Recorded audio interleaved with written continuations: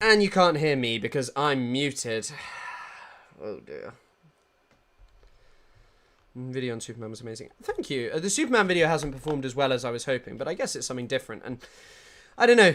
I need to decide what to do next. Maybe I'll talk about that in my live for a bit. This is the way through your latest video when you started streaming. Glad to hear. Can anyone hear him? Can't hear me. No sound. Can you hear me now? Can you hear me now? Yeah, you can hear me. No audio. It says that you're getting audio, so I think you should be getting audio, but I don't know if you're getting audio. NFW, it actually told me. Nice. It told you when I was streaming. Goodness me. Fucking hell. Whew. I am warm today. King of the mute button. Indeed, it's because my mic's mute button's so simple to click and so easily done. Right. Okay. Has anything... I guess I'll just read chat for a bit. Hello, Labubu. Hello. We can hear you. I can hear you guys too. I can hear you all. I can hear you all in the chat. Why is the numbers quite low?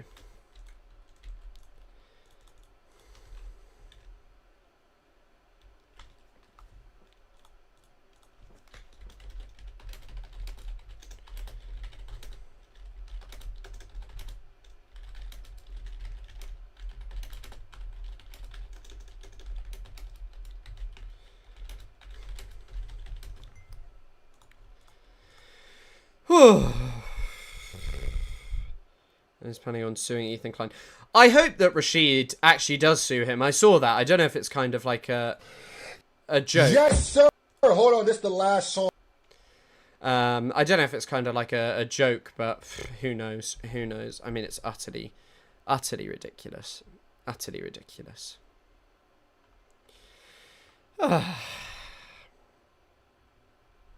Just checking if there's anything happened.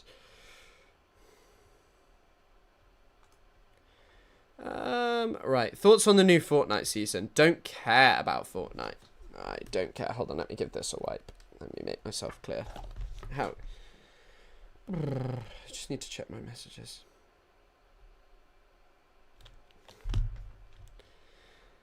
Oof, I don't know if any of you were just watching the last ones. Jesus Christ, that live was quite something.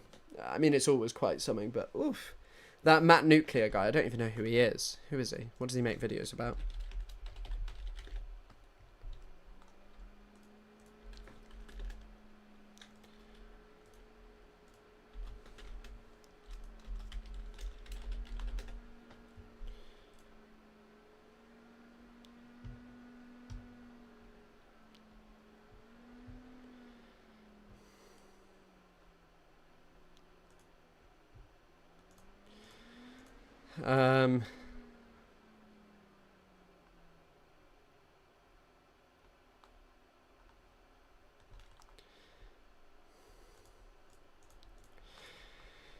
Look into your stream suggestions, Chris.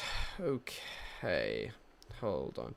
What's the size of your Labubu collection? Imagine the most Labubus ever. That.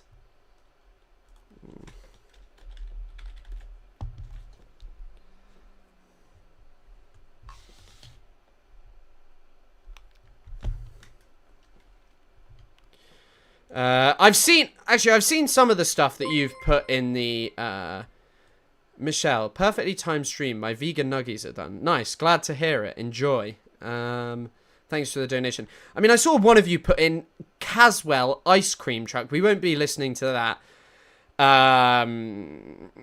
British high schoolers react to British food memes. I mean, you're right. It probably is a better way to start the stream. Just something like this. Let's do this until more people get in.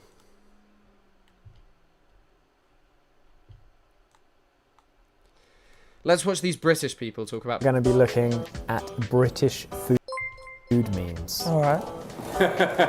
Wait, can I predict one? Bottle of water. The Discord Council have passed a motion that you should vlog your workouts. No.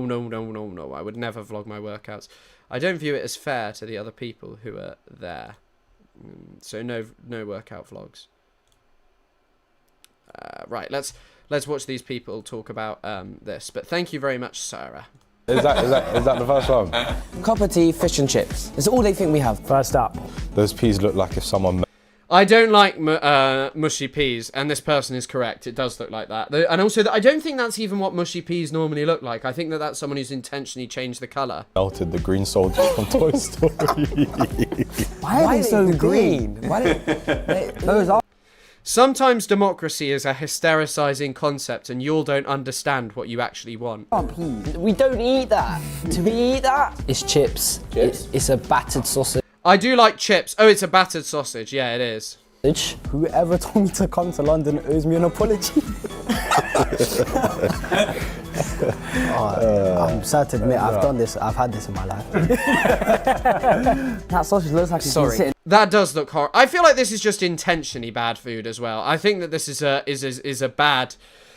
I think that this is an intentionally bad attempt to make Britain look bad. For days. Sorry. There's your apology. That's a sausage. That is not. I don't know what that is, but that's Why a is it so fossil. white? Whoever cooked this meal is disappointed. No, they've messed up the presentation. It's not supposed to look Presentation, there's no Yeah, egg, no. there's no hash brown, there's no nothing. I've eaten food in England for 3 days, and I finally understand why Gordon Ramsay is mad. Yeah, I mean, I know it's memes, but I feel like this is adding to your guys' propaganda that I'm not a trustworthy source because I said that British food is not that bad. I know it's memes, but I'm pretty annoyed by what you guys are saying. Fair enough. It is true, yeah. Fair enough. Use a spice they conquered for, mate Taro. Fair play, fair play. Scrandal.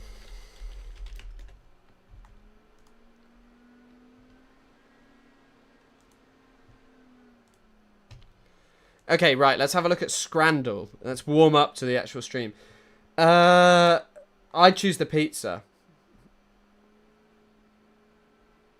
I can't eat that, so I'd have to choose... That doesn't look horrendous. I mean, it doesn't look nice, but I've definitely eaten worse. Wow. I mean, I would eat anything over the mushy peas, so yeah, I'm just not eating that. Schnitzel and Sachertorte. I can say British food is gross to civilized society. No. That looks alright, whatever that is. It's like some kind of... Oh, fried chicken and chili. That looks nice. That's probably nicer, but this just looks like it's onions. Like, what is this? This is a halloumi gyros. Toro fajita quesadilla. It's also definitely not £9.50.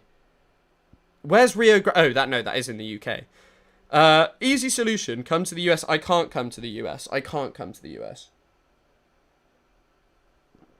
I don't know. I don't know if I'd want to eat a halloumi gyros. I have seen 28 Years Later. I have indeed. Some of you found my letterbox and you'd see that I'd have given it a review. I didn't even mean to click that, but I clicked it. That looks horrible. That looks quite nice. Chicken halloumi souvlaki. That looks not that bad. Pizza slice. Spicy salami pizza. That looks objectively a lot better than that. Genoa.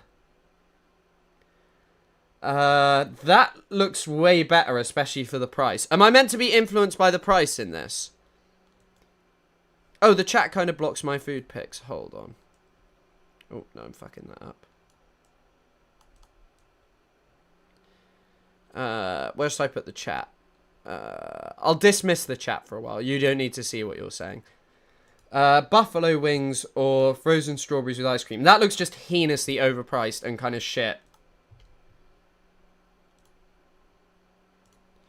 I mean, my main problem with the UK and its food is that it's just way more expensive. Why can't you come to the US? Because look at the shit that I've been talking about online.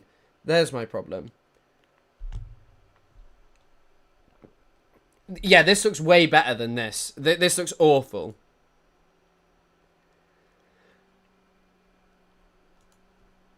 I mean, I think I did pretty well there. I got 8 out of 10. It was just the first few that I thought were just like, no, don't put us in timeout. I'll bring you back. It wasn't quite as exciting as I'd imagined. Oh shit, you can't see this as well. British people. Oh, where do I put myself now? Should I just be one of the youths? I'm still in school. I'm down with the youths. Use the spice they conquered for. No, we didn't conquer for spices. No, it's not true. I'm not mad at it. It's not true, but I'm not mad at it. I mean, it is a bit true. Alright guys, so I get a lot of questions on how we make tea in America, so I wanted to show you how. Oh wait, no. Don't they like boil it? Yeah, I knew it. They boil it. No. Why do Americans not have kettles? Why do they not have kettles? Does anyone know why they don't have kettles? There's a reason, isn't there? That Americans don't have kettles, isn't there? I feel like.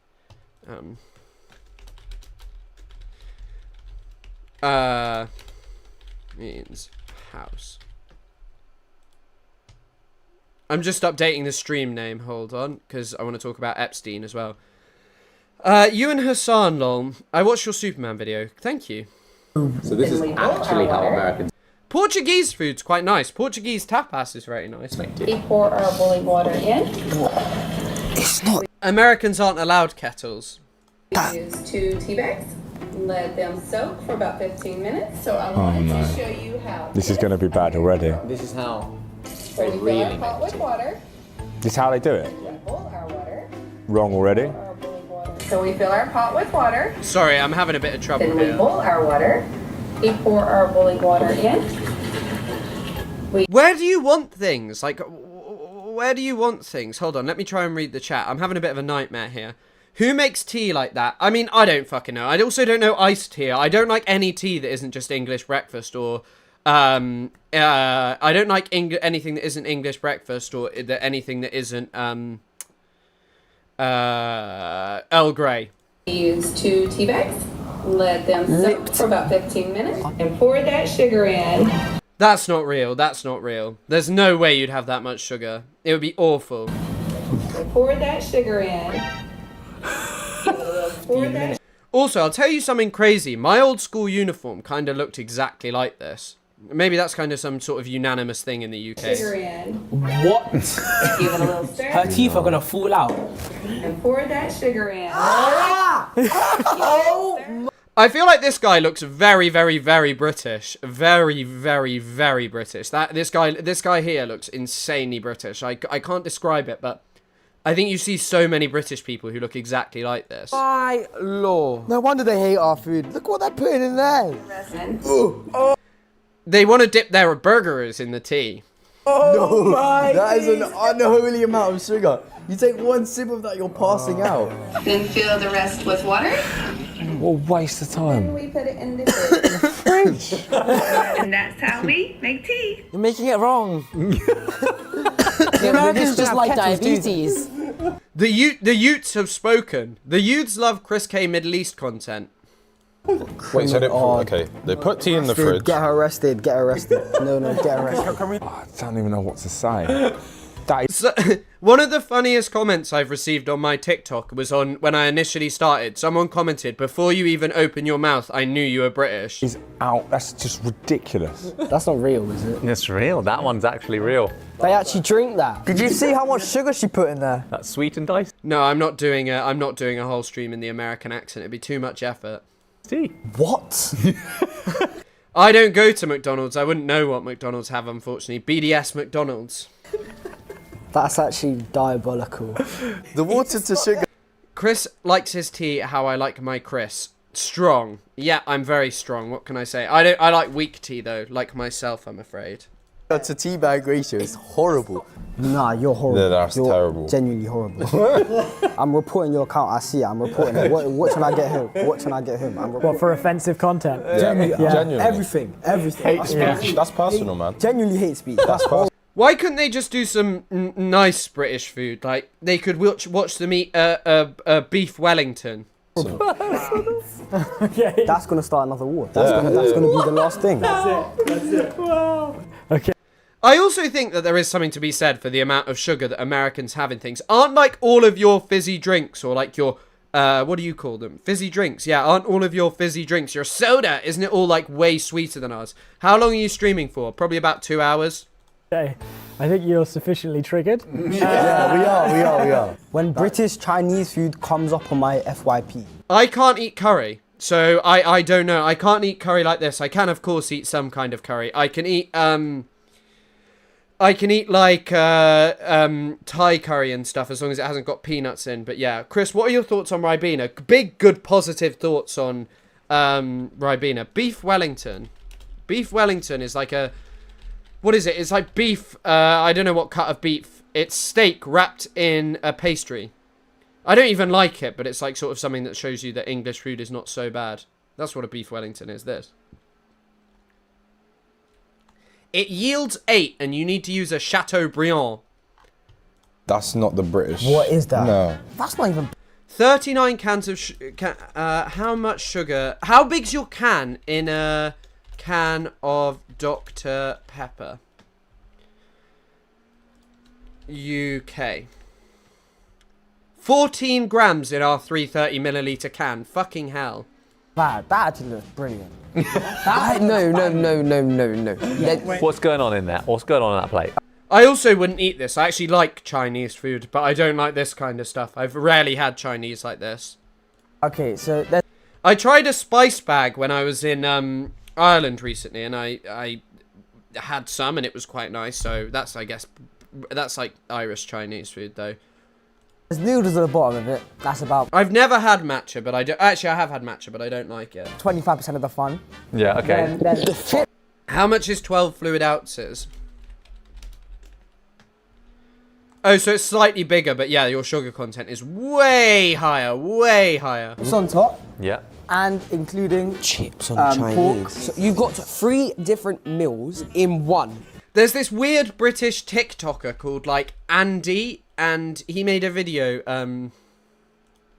hold on, I'll show you.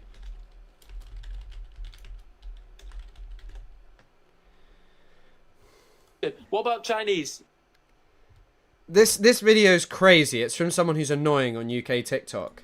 What's your Chinese order, Andy?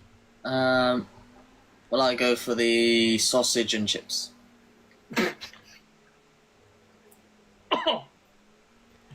I know someone who does that, who just gets like a sausage and chips from the Chinese. It's crazy. What the Chinese?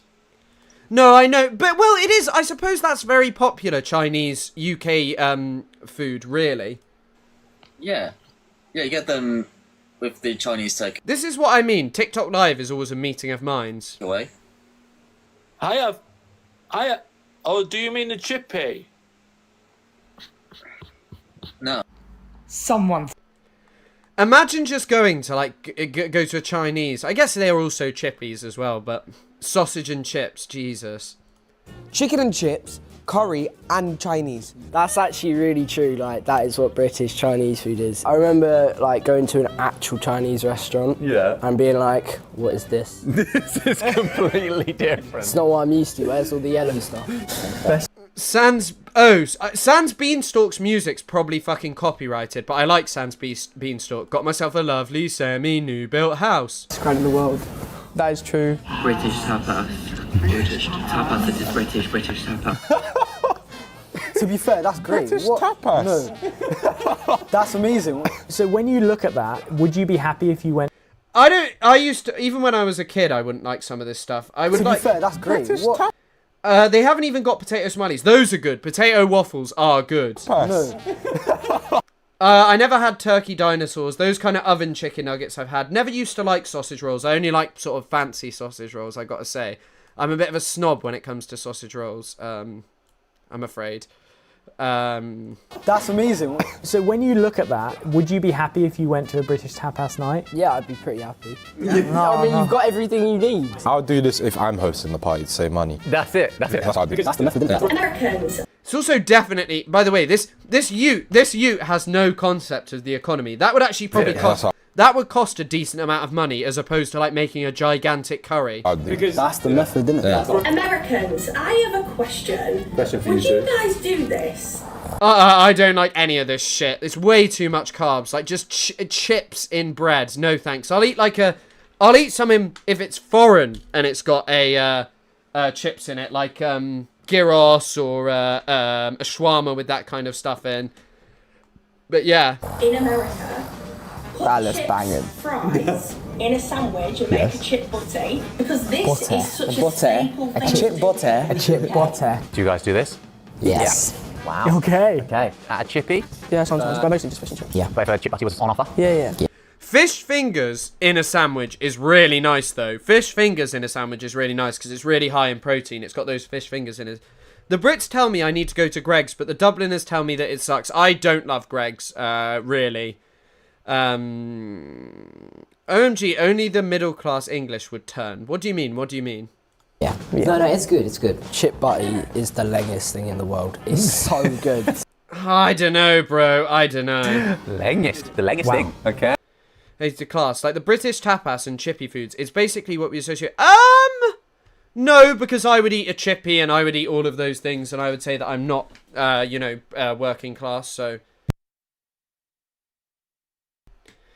I would eat... I would eat most of those things, and, like, the British tapas are things I ate when I was younger, but, like, I don't know, I just don't like some of these things because of allergies, like, with the curry and stuff, but yeah. I don't think that'd work with American fries because they normally like to have them a bit more thin. Yeah. You gotta get the thick chips. Like chippy. What, you've never heard the word leng? Peak's a good English word because people use peak to mean bad. Chips. When, like, not long ago it meant good. Chip butty is amazing. Okay, stop with chip butty here. The toast sandwich thing, bread sandwich is insane. Have any of you heard of this? Like, bread sandwiches are like a real historical thing. But they're like this thing... Oh, no, it is a toast sandwich. No, wait, yeah, it's no one really eats this, I don't think, unless you're really... This is a sort of struggle meal, but... I think that how you used to make it was with, like, fried fat, and then you'd put the fat in the middle bread or something, like some kind of thing like that, but yeah. It's great. Cucumber sandwiches, they're just... Yeah, okay, That was like primary school top tier. Yeah. I have never eaten a cucumber sandwich. Cucumber sandwich. For your packed lunch. That's actually quite true. Hey, what is that in the top left? What is that? That's just a bread. No, pause. Wait, what was that? That's not real. No one... Yeah. This is not something that British people actually eat. No one here has had that. No, it's wet bread in the middle, isn't it? You say that like that's an explanation. My flatmate at uni used to eat plain toast that had nothing on it, and I found that so weird. Like, literally, just dry toast. No butter, no jam, no spread of any kind. Just plain toast. They used to just eat that, which is crazy to me. I've never had a jelly deal. Yeah, but I love you, Chris, but you need more structure. What, in terms of the stream? I mean, like, we're doing this to just, like, a sort of way to, before people join, and then, yeah, I'm going to do some other stuff. I'm saying it is. Toast sandwich. A piece of toast. Plain toast, like just toast with nothing on it. Sandwich between two pieces of bread. Peanut butter and dill pickles. I know it sounds terrible, but just try it. Bro, that's a fucking hate crime. I can't eat peanut butter. What did you guys do with all those spices you went around the world to steal? You must have them left on boats or something. Yeah, I mean, I feel like, I don't know. I feel like British food does actually have quite a lot of spice because of all the other ones we've sort of brought in. No. That is an old English recipe. That isn't true. That's an old English That isn't recipe. true. But Chris sandwich, 100%. And everyone does that. It's a very famous clip from a UK show called Come Dine With Me. I don't know. I think that was just playing up for the camera because no way you do that. It's so uncomfortable. That's nasty, bro. That guy's disgusting. On big TV. Oh, how can you post that on the internet? How can I am allergic to peanuts. you make that video? Chris, have you ever tried Polish food? No, I've not. I know there was beef going on. Have you ever had haggis? I've never had haggis. No. No. It's okay. Don't worry. I'm not unchilled. The camera's right at his face. For Americans that don't understand, he's making food for other people as well. That's insane. I felt a shiver go down my spine. That was nasty. Oh, not more chips, man. That's what I've seen. What is that? That is like snot. What is that? Yeah, this is just not something I can eat. So That's like chickpeas. That's like fingernails. what are those? Are those onions? That is gross. Nothing wrong with This is your problem. You've all been warped by this evil American propaganda, and even these kids are enabling it. These kids are the Hasbarists of the UK. that at all. Okay, that does look lang. That looks good. That just looks good. Wait, that looks good. No, sorry, it doesn't look good, but because I've had it before, I can imagine how that tastes. I think... And it just tastes good. Your mouth is watering. I didn't have an Ulster fry. It's good. It's good. I've never tried pierogi. No. I would like to, though. You got the pastry. It's like, it's soft, it's nice. Yeah, there are a lot of herbs in British cooking, I guess. Like, a lot of people use herbs, but, I don't use anything. I just have everything plain. You got the meat inside, it's very flavorful, very rich. Then you got the chips to just balance it out, and then you got some onions, because why not? Like, don't knock it until you try it. Please, Americans, right after making jokes on British people, it's eating beans on toast, It's time so for true. cheese. What do you mean? It's just like, why do you have individually packaged cheese slices? To make sure That stuff is pretty crazy. But, like, all of your cheese is a bit, that, you know, the You need to do a live eating pierogi. I don't think that would be a great stream. landfill gets filled I just enjoy that. up. Like, the packaging looks... That is awful too. I would eat it though. Oh yeah, I've seen this. So many cheese and baked beans, and they line up for hours. Yeah. I love British street food. These are horrible, by the way. That's not how I'd like a jacket potato. Well, it's not horrible, but jacket potatoes are much nicer if you, like, scoop out the inside and mix it with whatever the fuck you're putting in, unless it's beans, I suppose. You mix it with whatever's in there, and cook it again. Oh my god. That shit is banging. That looks like the first thing a dog would make. Tea after turning into a human. That was funny. The first thing a dog would make. You see when you the don't chips with the curry sauce and the mashed Yeah. I didn't like that. But this this is class. good though. This is When I found out that Brits called baked potatoes jacket potatoes, yeah. What's your topping? Red onion, bit of bacon, bit of cheese. amazing. The potato This is makes up for it. amazing. How is that less sloppy though? That's just as sloppy. It's not, Beans but and peas. yeah, Can we take bets on whether these people will be good Hasbarists? Beans can be sloppy, peas can't. but he's really nice. Yeah, that jack potato looks banging, I'll be honest. Today we're gonna try Greg, since both of you guys are recommended Love This guy just loves British food, doesn't he? Greg's, man. You guys love Greg's? Yeah, love Greg's. I had so many comments about the sausage roll. You better not diss it. No, he's gonna say it's good. Look at him. We don't know The yet. sausage roll looks so small and I think he likes it because it's like ultra processed. his massive hands. But anything is ultra processed. When I watched The Sopranos with my Italian friend, he said that everyone in it looked like Italians, but they all had bigger faces. That they all had like bigger facial features. And I think Americans, just because of all the sodium or something they eat. I give this one an 8.5 out of 10, maybe. Okay, that's really damn good. Yeah, there you go, there you go, there you go. Good on you. So there's no Greg's in America? No. I got a cup of curry sauce. I wanted to try it. What? I've never got curry sauce from Greg's ever. I didn't even know you can get curry sauce from Greg's. Me neither. I don't think you can. No. Greg's is good, but it's not considered great cuisine. It's like romanticizing common chain places. Yeah. I'd agree with you on that. A fan of Cajun seasoning. I don't know about Cajun. Out of 10 for the sausage roll. Wow. It's just a sausage roll. The growth hormone chicken and burgers. Growth hormone. In hell, the French greet you at the door. The English do the cooking. The Italians do the organising. And the Germans do the entertainment. Maybe he's overdoing Pierogies remind me of Alan Dershowitz when he was denied his little pierogi. it a little bit. 9.5. It is really good. I literally had one like yesterday. Okay. Yeah? That's unjust what you just said. The favourite thing he's ever had in the UK. No, So that's he's a bit clearly never disrespectful. tried Yum Yums from Greg. I romanticise Tim Hortons. Yes, Canada. Oh, wow. He's never tried original chicken shot chicken. Okay. Never had Chinese food. Again, we're talking about British If food it's in here. the UK, then it kind of counts. British people be like, can I get a tuna sandwich? That's literally how you're meant That's to how you say say it. it. How else do you say it? Tuna. Tuna. Yeah, but no one No one pronounces says it it like like that. that. Tuna. Not everyone talks like that, okay? But you do. British people and their ability to turn every noun into an insult, prefixing it with the word absolute, Turn every noun by focusing with it. Absolute is melt. phenomenal. Oh, that Absolute melon. That is great. That is exactly right. You're an absolute mug, mate. Yeah, you're an absolute sausage. You can put anything. You can put Yes, anything. you can. Absolute bookend. In England, you don't say, I'm going now. You slap your knees and say, right, which means I should have left 2 hours ago. Yeah, I agree with that. Tuna. I was too polite to interrupt you. That is true. Right. Yeah. All right. Well, that's a good one to end on. That was terribly exciting. I enjoyed that. Learning what the youth of Britain is thinking. Right, let's move on to some more serious stuff now. Building by building, Gaza is being... So this is some of the first aerial footage to emerge out of Gaza.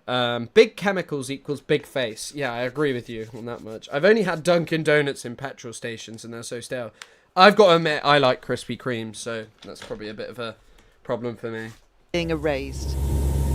Cities like broken skeletons laid waste by war. Graveyards of life and lives. The streets, homes and coffee houses of old now cast to the ground. The soul of this place, along with the souls who lived here, brought to ruin in the rubble and dust. Yeah, it is a bit of a quick vibe shift. Many apologies. I just kind of wanted to show this because it's not really specifically related to any of the stuff that I want to talk about. But yeah, this looks worse than the post-nuke footage. Oh, 100% it looks worse because Israel has a higher rate of destruction, like than fucking the nuclear bombs did. Israel bans foreign journalists from entering Gaza.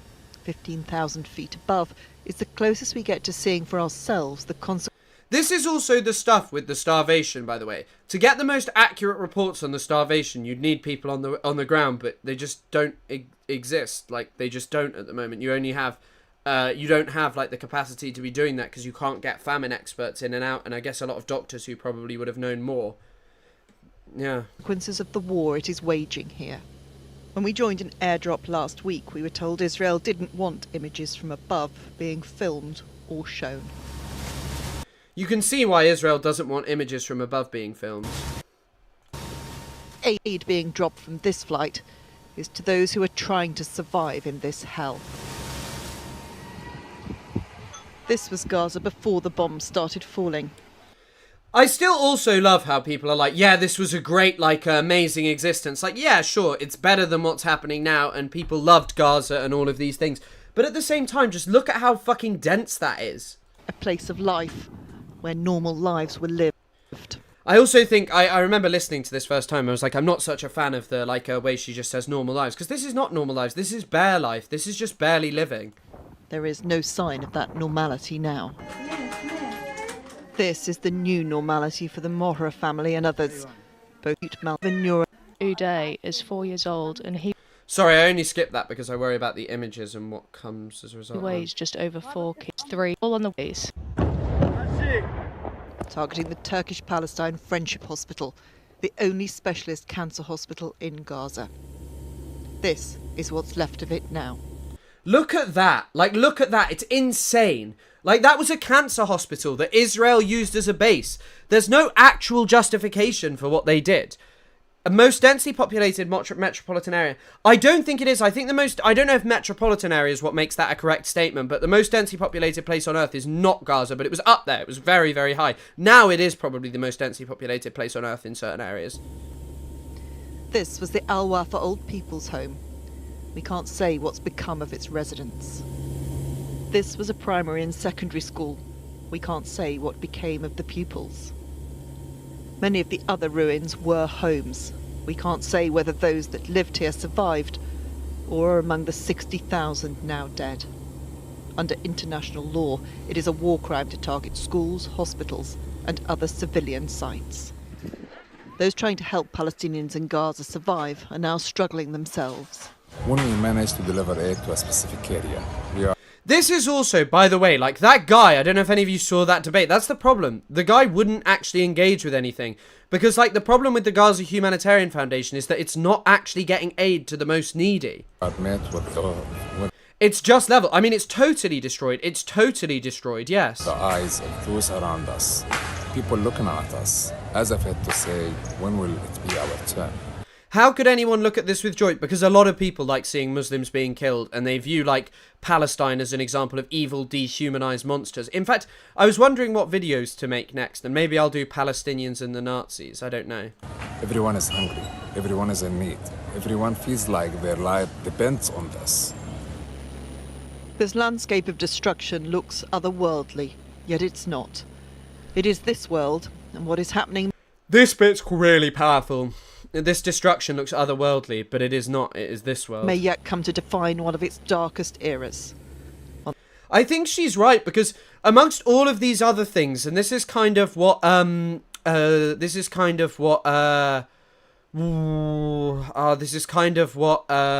what's his name? Adam Tooze was talking about. This is being perpetrated by someone who we believe is like a key ally. ...that casts a stain on humanity, which will endure for generations. This is ITV News, which is a British news outlet, which probably, I mean, I don't even know what they normally do on Palestine. Hold on, there's also something I wanted to watch. Like, you're talking about it shifting, but like, let's actually have a look about...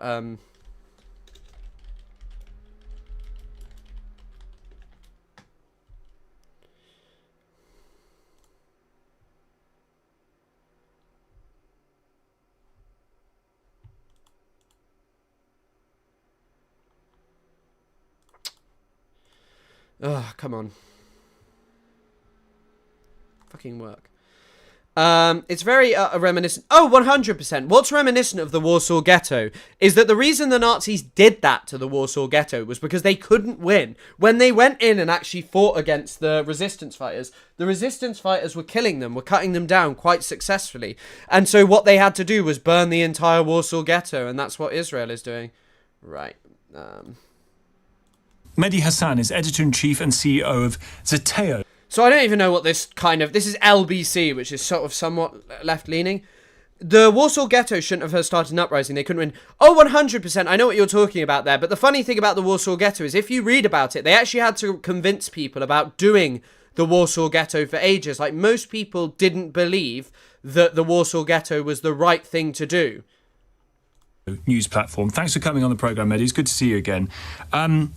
I wonder what we're to make of these reports. I mean, I would say don't be surprised by these reports. Some of us have been saying for 22 months that this was the goal, that this was never about hostages, this was never an anti-terror. The reason it's not about hostages is because it's clear that military operations can't free them. If you failed to free them so horrifically with military operations, like, what are you trying to do? Operation. This was an excuse by the Israeli far right, which controls the Israeli government right now, to use the horror show, the massacres, the war crimes of October the 7th, to go back into Gaza and take back the land. It's always been about the land for these folks. And they're not hiding it. They've been saying it for months. And now Netanyahu's saying what his own cabinet ministers have been saying for months. Every time I came on a show like this and cited a cabinet minister, someone from the pro-Israel side would say, well, they're not the prime minister. They're not the main person. They're not. But also, I just don't think you should give any weight to that. These people are still in Israel's government. They are the ones controlling the war effort. Stop pretending and acting as if these people don't have power. It's very clear that in Israel, these people are powerful, that they're representative of something very, very clear in Israeli society. In the war cabinet, now you've got Netanyahu being quoted by security sources saying that this is the plan. They're doing it. They have a green light from the President of the United States. And this is what many of us warned about and worried about. I guess part of the answer, or could be, unless you're right that the whole aim was to reoccupy Gaza, that if Hamas were to release the... Again, there were plans leaked in 2023 that Israel wanted to ethnically cleanse Gaza. All of the shit that it's doing is moving towards ethnic cleansing and the genocide of the Palestinian people, the extermination of Palestinians as an identity, removing them from society. Hostages. There would be, one would have thought, no logical need to go and reoccupy the whole of Gaza until they do. So a couple of things. I mean, we've been in hostage negotiations on and off for 22 months, especially since last summer when Joe Biden put out that plan and it was supposed, they blamed Hamas and the UN were involved and we've had back and forths. We had a ceasefire, let's not forget, Tom, earlier this year. Donald Trump, a man who I don't like to give credit to for anything, came into office shortly before he was sworn in, got this ceasefire. Some of us warned it was a fake ceasefire. It lasted only a couple of months because the Israelis never planned to stick with it. And Israel... The thing that I thought about that ceasefire was Israel allowed people to return, and I was like, okay, unless it goes back to the mass killing, like, it's what's the point in it? Like, you're not achieving anything. You're allowing Hamas to go back to certain areas, but I just don't think Israel cares, and that the international community are going to stop anything. I just don't think any of it are going to allow it. Unilaterally broke that ceasefire, went back to war, imposed a siege, blocked infant formula and nappies from going into Gaza, and we are where we are. Israeli ministers, Tom, just to be clear to the LBC audience, say again and again that the hostages are not their priority. Those are not my words. The finance minister has said this. Yeah, and it's also crazy to just hear this libbed up shit. What's happening, everyone? Hello, John Brown. Chris, will you still... No, I am not watching the ice cream truck. No, I have watched it. I have watched it, Der Rider. Minister has said this. The heritage minister has said this. In fact, last week, Eliyahu, one of the ministers in Netanyahu's government, said, we are racing ahead to totally destroy Gaza. We're going to make it all Jewish. I mean, there's no mention of the hostages in that statement. They have a very clear ideological goal. And, you know, when people tell you who... And this has always been the ideological goal, what Israel has wanted to do. They are, believe them the first time. So what do you see as the... If there is... what is... Here, it gets in your eyes as well, but... the day after this war looking like? More and more, in your view? Yes, that was a question posed. I mean, I've been talking about this since the very beginning, both when I was I had my show at MSNBC, and then I've been doing interviews like this. And when I'm asked that question, the assumption is the war is ending, and I don't think the war is ending. I mean, the only reason, by the way, that it's not ending, the genocide, I don't know why Mehdi's not calling it that, the reason that the genocide is not ending is because Israel doesn't want it to. Israel wants to take the Gaza Strip and continue ethnic cleansing. This war is it's not being fought in the name of Israeli security, it is being fought in the name of the Zionist goal to occupy all of historic Palestine and ethnically cleanse and destroy the Palestinian people as a nation. I think Netanyahu, for both political and ideological reasons, is dragging this out. His own generals have told him there's no strategic value in dragging this out. I don't know if you saw on Sunday, I think it was, 19 former Israeli security chiefs, the heads of Mossad, Shin Bet, the military, the police have come out saying there is no strategic goal here. We are not winning this war. We have not saved the hostages. This is about Netanyahu trying to save his own backside from going to prison. This is about him preserving... It's not about... And also, by the way, I wouldn't make it about this. I wouldn't make it about this. Netanyahu's going to die at some point in the near future. Like, he is going to die. And the thing with it all is that, like, Netanyahu is carrying out, like, he wants to be remembered as the greatest ever Zionist politician, and I think for many people he fucking is, because he'll be the one to reoccupy and ethnically cleanse Gaza, remove one of Israel's biggest problems, which has always been Gaza. Gaza has always been one of their biggest problems. It's a restive population that just won't be controlled by the state of Israel. And so what does it do? It expels them. It expels them. That's what it wants. His cabinet. So the premise of your question is slightly problematic because it implies there is some end point when the Israelis have made it clear there isn't an end point. This is full-on ethnic cleansing. And I think the book for I think it's called The Ghetto Fights by Marek Edelman. I'll see if I can find it. Hold on. I've only read like one. If you search The Ghetto Fights by Marek Edelman, there's the Charnel hat from Bauhaus to Beinhaus. I'll put a link in the chat. And he talks about like how the ghetto fights happened. There you go. President of the United States has given them a green light. Recent history. I do find Mehdi Hassan a bit annoying, not going to lie. Like, I'm sure he's great at some things, but this is just a bit annoying. Relatively recent history suggests it doesn't go well if you try and occupy a part of the world that is fundamentally hostile to you, to the... Why are you making this comparison? Like, Israel's going to expel them. They talk about this. The forces... Daniela Weiss is also a scapegoat. 100%. 100%. All of these people are scapegoats. Maybe I will make that video. I know people have done it to death, but maybe I should make a video called Ethan Klein versus Benjamin Netanyahu, where I literally just put clips and say, like, okay, here's Ethan saying the same thing as Netanyahu, and then it won't be that long, but fundamentally conclude with, like, this is because the two positions are the same. Israel was born from genocide and ethnic cleansing, and it will always be the same because that's what it is.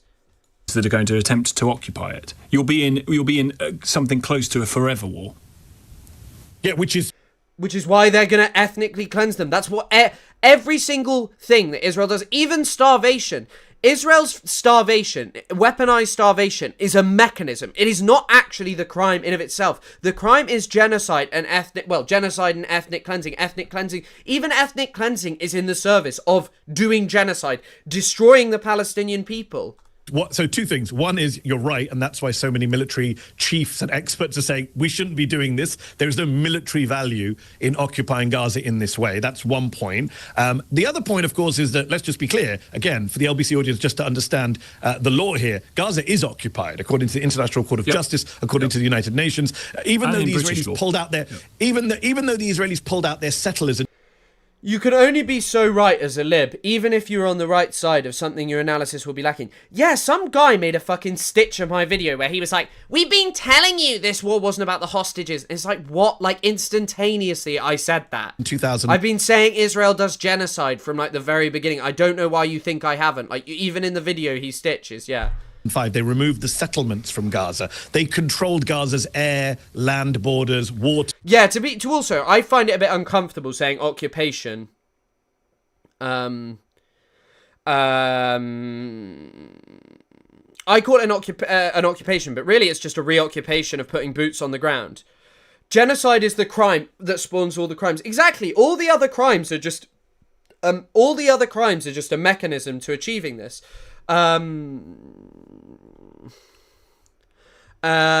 Ethan said he voted against Netanyahu, and you might be able to squeeze out a video on which his opponent's positions were. Ethan said he voted against Netanyahu twice, and you might be able to squeeze out a video on what his opponent's positions were. Oh, 100%. Yeah. That's probably worth mentioning. Who goes in and out, what goes in and out. So that's what the Gazans have... Yeah, I mean, debate is also just a frivolous tactic. I think the thing is with debate is that, like, the only reason I find it interesting is, one, entertainment grows the TikTok stream. Two, it's also the fact of, like, you can show how to debunk Hasbara. Like, that guy who was a more accomplished Hasbarist at the end, all he could do was shout. It would be like kind of if I had a chance to debate Lonerbox again. I wouldn't let him gish gallop and make the debate about, you know, like Lonerbox made a debate about the size of a crater, something which neither he nor I has a full... grasp of, like, or understanding of, in the sense of, like, neither of us are ballistics experts or anything near to that. Been under for a siege for a while. Both Gaza and the West Bank are occupied under international law. What Netanyahu's proposing to do now is going an extra further and annexing Gaza, making... Is Hamas bad? In what context do you mean, is Hamas bad?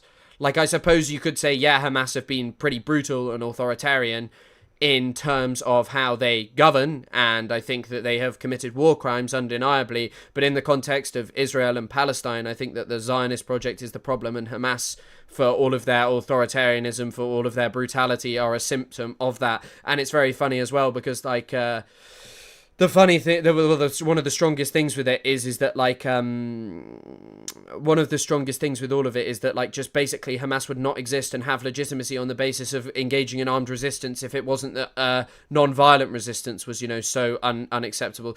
Also, by the way, that guy who, the guy who just cited, the guy who just I was talking to, the Judea and Samaria belong to Israel by right. The world needs to not to see it that way, but we do, said the House Speaker, according to the Ariel municipality. That's published in the Jewish National Syndicate. In Gaza, part of Israel. And of course, here's the key point, which is what the world cannot tolerate, I hope, which is ethnically cleansing 2 million people from Gaza. Well, the world can tolerate it. The people in government can tolerate it. I did debate Lonerbox ages ago. I mean, I'm proud of myself for learning what gish galloping is. There was an article saying that Democrats were considering changing their rhetoric to target specifically Netanyahu as they approach this. Yeah, I think that will happen. Trust me, I think we'll get a Nuremberg's trial thing where rather than all of the people who unequivocally aided and abetted the Gaza genocide, everyone will say, we just got hoodwinked by Netanyahu. I'm old enough to remember the Balkans, Tom. Like, you know, ethnic cleansing in Europe was seen as the greatest crime since World War II. The Serbs were the bad guys. Perhaps there lies the problem. It's only when colonialism and these kind of brutal practices are put into practice inside Europe that most people draw a problem with it. Milosevic went to The Hague. This is what Israel's doing now on steroids. One would have to disagree. I mean, I think the thing is that some people are just better at deflecting in debates, and that's what it ultimately boils down to. Both that Maddie person and the previous guy, the Matt Nuclear guy, were just very good at shouting over, but I think when it came to Matt Nuclear, I just stuck with the points and was like, hey, why can't you explain these things? Like, or you are literally just relying on, like, how people talk about the fucking Holocaust and, like, make shit up about the Holocaust, or, like, use a specific statistic to cast into doubt and say, like, how could this possibly have happened? But ultimately, it did happen, and it is happening. With your premise that this was the goal from the start in order to argue this, but let's, for argument's sake, walk it through. Yep. Okay. That if Hamas were to surrender and were to disarm, there would be no need, in theory, for... But Israel would do it anyway. This is such a shitlib talking point. Like you said in your Superman video, one villain will be blamed instead of the system and capitalism. Of course, like, capitalism's collaboration with, like, these things is just indicative of a society that puts profits above all else. Like, that's where the problem is, where it lies. Or Israel to worry about the security threat coming from Gaza if the organisation that committed terrorist atrocities on October the 7th ceased to exist. It's also so, like, why do they have to cease to exist? Go on, explain why Hamas have to cease to exist, but Israel, whose history is just pure terror attacks, are like, just okay to exist. Yeah, but I mean, if it ceased to exist, sure, but like, that's not how international politics works, right? You can't just fantasize a solution and make it happen. They do exist, right? They do exist. They are fighting. They haven't been destroyed by Israel. I mean, Israel's failed in its own goals of destroying Hamas. If that's a goal you support as an Israeli or supporter of Israel, it hasn't happened. That's why these 19 security chiefs are speaking out. The 19 security chiefs who are speaking out, the former heads of Mossad, they're not pro-Hamas, Tom, are they? They're not. No one would accuse any of them. They're saying that this is a war that isn't working, right? If anything, it's helping Hamas. Some of us said this on October 8th, 9th, 10th, 2023. Also, I think that this rhetoric increasingly annoys me of, like, they're helping Hamas, because are they really? They're, like, mass murdering Hamas's family members, which, like, most people wouldn't agree with or would find barbaric if it came to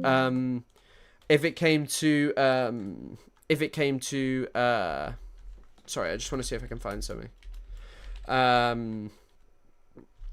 Would you say that about Israelis, that you support all of them being murdered if they have family members, you know, all of their family members being murdered? Because then ultimately October the 7th becomes entirely justified by that, and any barbarity committed on October the 7th becomes justified by that, you know. I just finished Wretched of the Earth, and Pacifism is a Pathology, and I think they are both good for understanding violence as a tool. I mean, yeah, I haven't read The Wretched of the Earth in a while. The first chapter on that is very good, though.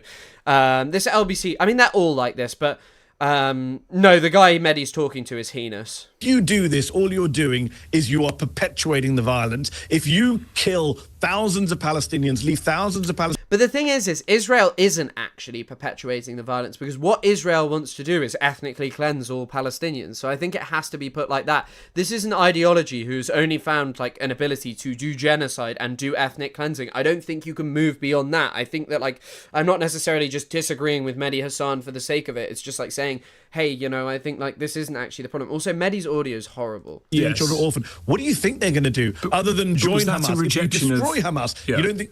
But was that a rejection, Mehdi, of any attempt by Israel to kill the people who committed October the 7th? Were you implacably opposed to any sort of... Not at all. I think that, look, again, Israel as a country was always going to respond to October the 7th. It would be ridiculous to think that Israel was going to... It would be ridiculous to think that Israel wasn't, but that's just, why is this the reality that we have to face? To do anything. The issue is how you respond. Of course. And those of us who had seen Israel in 2014, in 2009, in 2018, remember, the world did not begin on October the 7th, Tom. We have precedents. We have history. Yeah. Israel's been bombing and besieging Gaza for decades. The 2014 war, they killed hundreds of... More like British broadcasting crap. This isn't actually BBC, but yeah, I mean, BBC does a lot of shit. At something horrible. I like how liberals keep saying they're surprised at something horrible, but will never address the systems that make those things. Oh, 100%. And then they'll just be like, you should vote for Kamala Harris. You should do this. You should do that because it'll make everything okay. It's like how if you look at reactions to Joe Biden's election, what people were happy about was a return to normalcy. But it's like, hey, this return to normalcy is just totally immoral and unacceptable because the bad things under Trump are just going to keep happening as long as we exist in capitalist society. They are not going to be able to provide for the starving for all of these people, you know. For some reason, that Discord link doesn't look like it's going to work. Palestinians, including kids. None of us, even I didn't imagine it would be this brutal, this prolonged, this destructive. I don't think anyone imagined that either. Actual full-blown genocide at this point. So the question... I mean, I think genocide was obvious straight after October the 7th. And I think the genocide happened before October the 7th, by the way. I think Israel and its ideology is premised on wiping out the Palestinian people. I think that that's what Zionism is.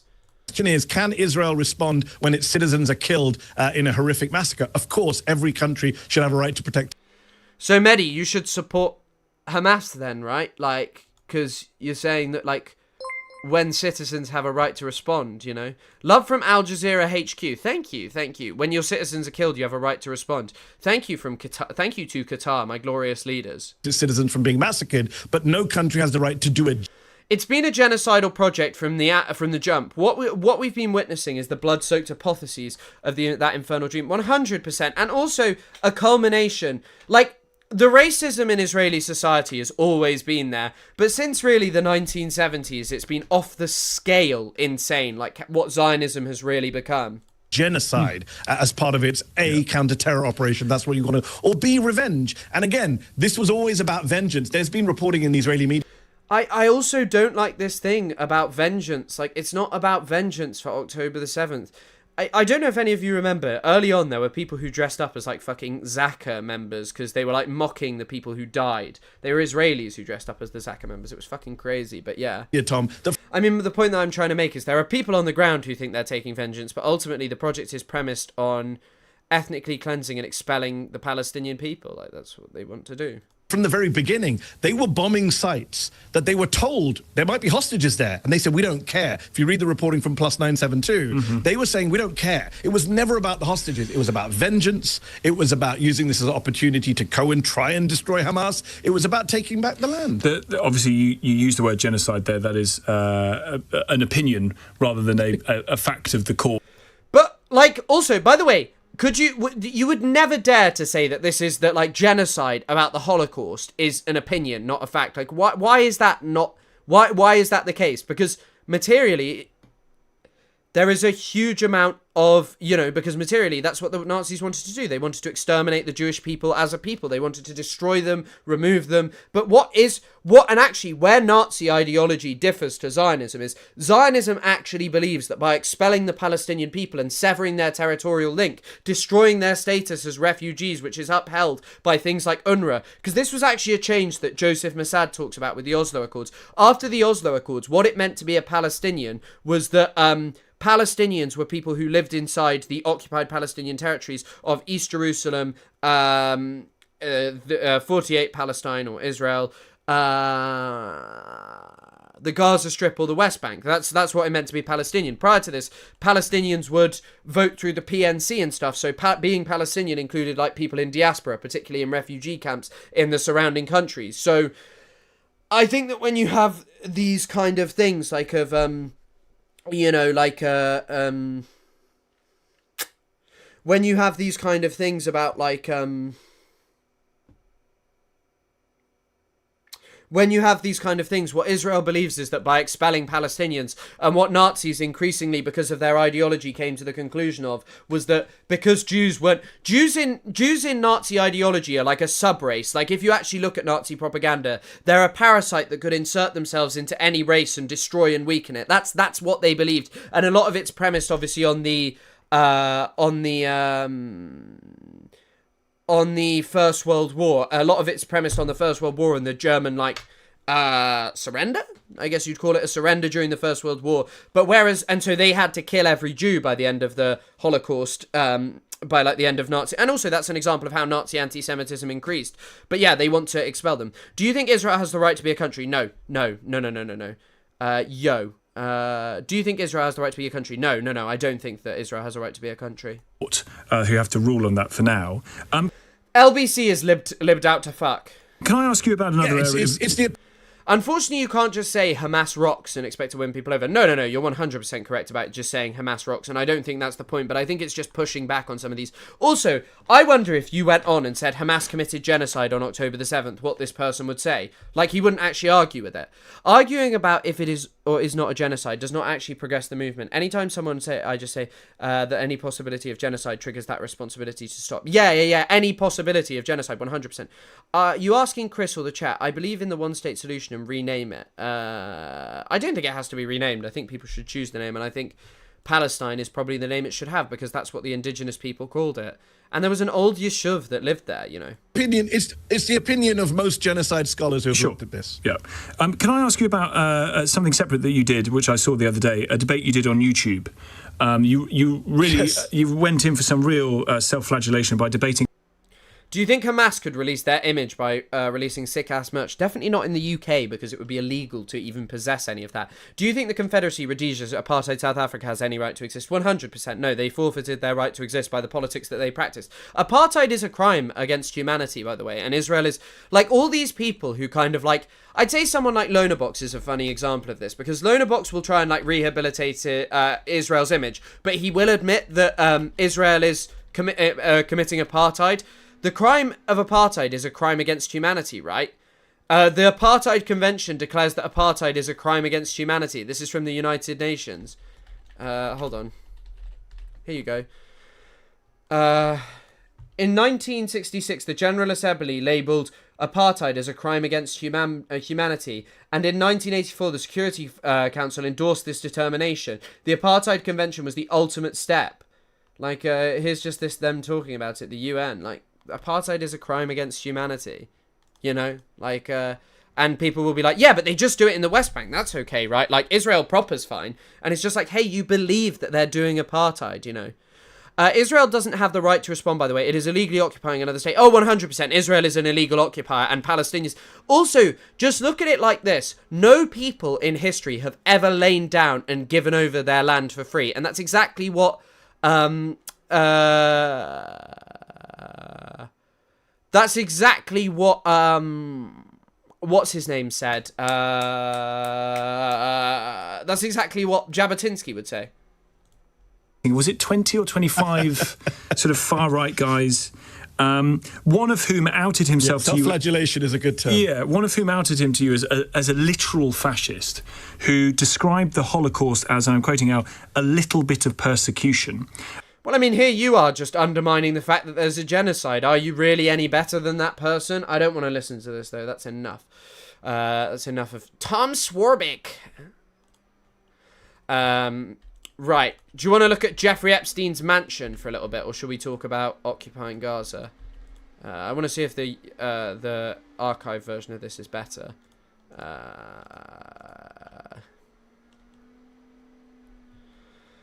Lonerbox is both evil and stupid. Lonerbox isn't actually stupid. Lonerbox is just really disingenuous. Like, I think that's just the truth. The closest quotes doing a lot of work there. Example we have of something like that was the American indigenous genocide. What are you talking about?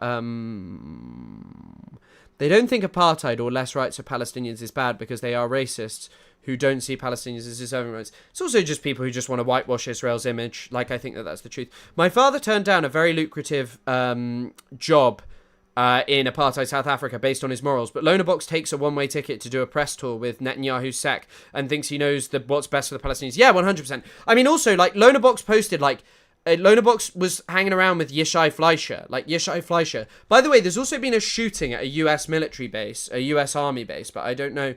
There's an active shooter there. I don't know what's going on. Georgia. In Georgia. Reports indicate there may be 2 shooters. Apparently there's a mass casualty event unfolding. Hold on. Mass shooting. 5 soldiers have been shot at the US Stewart in Georgia. I wonder what this is in relation to. I really do. Wonder what's going on here. Any dead soldiers? 5 soldiers have been shot. No reports of that yet. Parts of Fort Stewart in southeast Georgia on Wednesday were locked down after an active shooter was reported on the sprawling army post, a spokesperson said. I'm so glad I have no idea. I wish I didn't have any idea who Lonabox is, but unfortunately I sort of do now, and he's someone who I think is a bit of a shithead. My last 2 comments are in regard to your statement that no native population has given up land for free. Oh, yeah, 100%. No native population have ever given up. How did Israel become a country? Because of Britain. Like, the only reason Israel is a country. That's why it was quite funny. I had some guy who I had to remove who was like, colonialism isn't bad because it improves the world, but Israel and Zionism is bad, and that's why Zionism is not... like, bad, you know? But the thing is that, like, Britain literally created the Zionist project.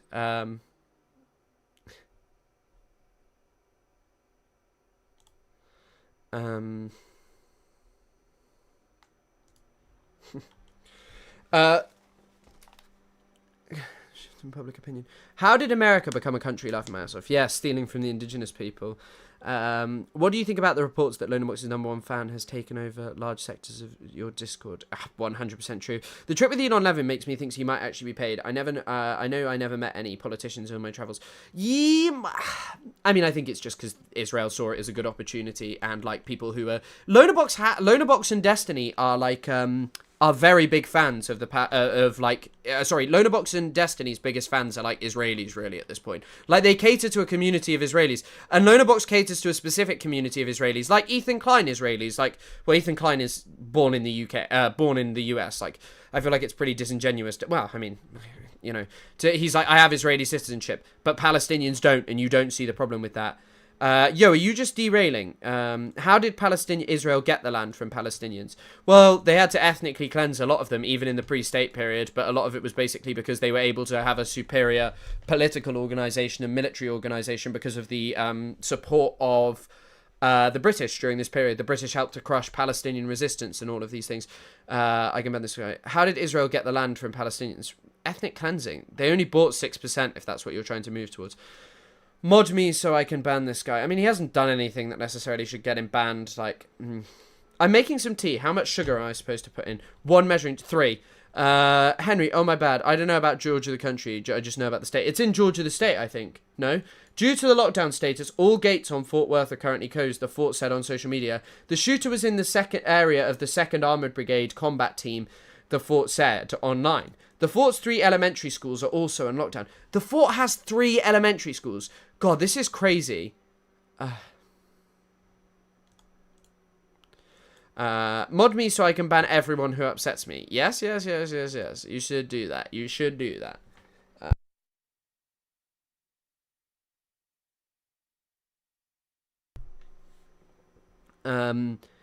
Getting the support from the Supreme Colonialist Power. Oh, 100%. It makes it easy. Getting the support from the Supreme Colonialist Power makes it really, really, really easy. I blame Lawrence of Arabia. Why do you blame Lawrence of Arabia? Do you hit the Zaza? No, I don't smoke anything like that anymore. Not regularly. For a while, yeah, I used to smoke all the time. But not anymore, no.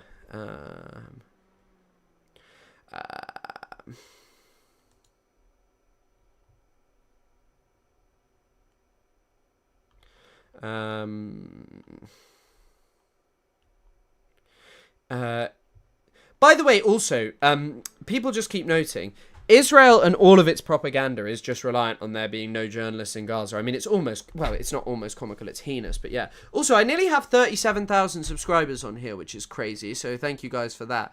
I mean, one more Ethan Klein video and we're probably at 40,000, so that's kind of cool if we get there. But yeah, I mean, sorry, never pictured Chris as a dope head. Yeah, I mean, just for ages I smoked all the time. Because you be trying to be a good Muslim? No, I just stopped smoking because it's not a great thing. I don't even think that it does like all of the debilitating things. I mean, smoking generally is quite bad for you, obviously, with your lungs and stuff. But I just think it's also that it like, don't know, it's just a way to switch off and run from any problems or like problematic and difficult feelings you may be feeling. You know, I think that that's kind of the case of why it is. Chris is the newest addition to the rotation. Hell yeah. I'm just trying not to mention the name because I don't think YouTube likes it. Due to the lockdown status, all gates on fort are currently closed. 3 schools just outside the base are taking steps to a similar lockdown. That is actually crazy that 1,400 American kids are just in this one military base. No wonder America's such a fucked country. I wonder if the UK has that, actually. The UK probably does.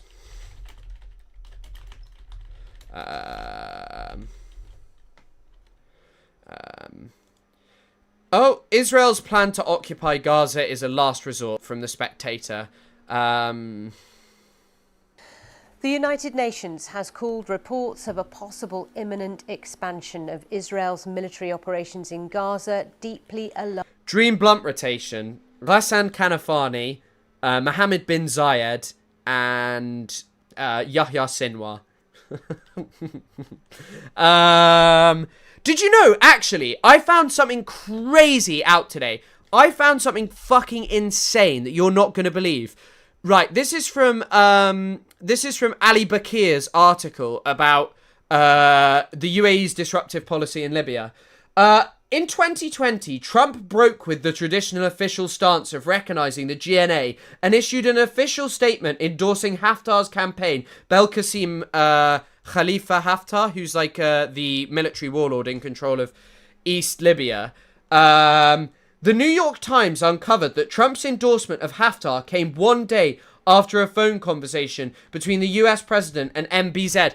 MBZ called Trump one time and Trump changed his policy. Bro, all these people who are like Israel puppeteers the US, you need to realize that like what it actually is they sell them interests, and realize that like a free Palestine is like unbelievable. Like, if there is a free Palestine, it upsets the status quo and it threatens dictatorships like that. Ethan Klein hasn't been looking good. He seems like he's mentally... I mean, I genuinely don't think Ethan Klein is well. I think that also, like, Ethan Klein is clearly losing, like, a lot of viewers and all of this stuff. And when you run a show with so many employees, and when you have Teddy Fresh, which, I mean, Teddy Fresh has been going for ages, and I'm sure that there are, like, it does well enough, and he's made a lot of money from it.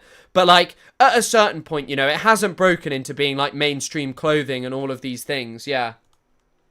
Like, you don't hear about Teddy Fresh from, like, random people who are like, yeah, fuck. You can, yeah, I can't wait to wear my new Teddy Fresh. You're all excited for the new Teddy Fresh drop. Who is more evil, Saudi or the UAE? UAE, probably. Saudi's not great, and Saudi's done very bad things, but the UAE is just like... MBZ is pretty controlling over MBS. I've heard people say that, but I don't know how true it is. But the UAE is just more aggressive in its policy. I would say that both of them follow the same political goal. It's just that the UAE are doing like much more major things. Ethan has a major drug problem. I don't know if he does. Don't think he does. I think he's just... I think Ethan Klein is just the most unbelievably stressed man in the world. If true. Israel's Prime Minister Benjamin Netanyahu has met... And did I used to watch H3? When I was a lot younger, yeah, H3 was someone I watched all the time. When you're in an evil competition, the only people who might be able to succeed is the UAE or Israel, because they're both the fucking same. Like, the UAE is just a settler. The UAE is not a settler colony, that's the difference. The UAE, though, is like a state which just shouldn't exist. It was literally made in the image of... it's made in the image of, you know, Britain. Senior security officials to discuss plans for the war. A statement released by his office said the country's defence forces were ready to implement any decision made by the Security Cabinet, which is expected to meet on Thursday. This is the hand of his captor, and this is my brother. You can see the hand is even thicker than his leg. The UN Security Council has been... Oh no! Hamas... Like, also, by the way, just on this topic, like, Israel has abundance of food, and Palestinian prisoners... Hold on.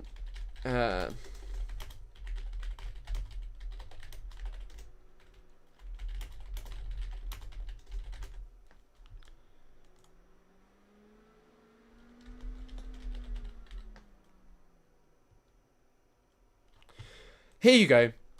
Mustafa Barghouti, the Secretary General of the Palestinian National Initiative, told the BBC that one Palestinian prisoner had lost 35 kilograms.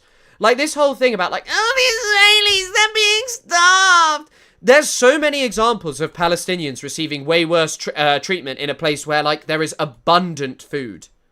Meeting at Israel's request to... It's not even like there's the argument of, hey, Palestinians aren't being fed, so you can use this as a means to, like, get food in. Israel just starves them. Discuss the plight of the hostages still held in Gaza.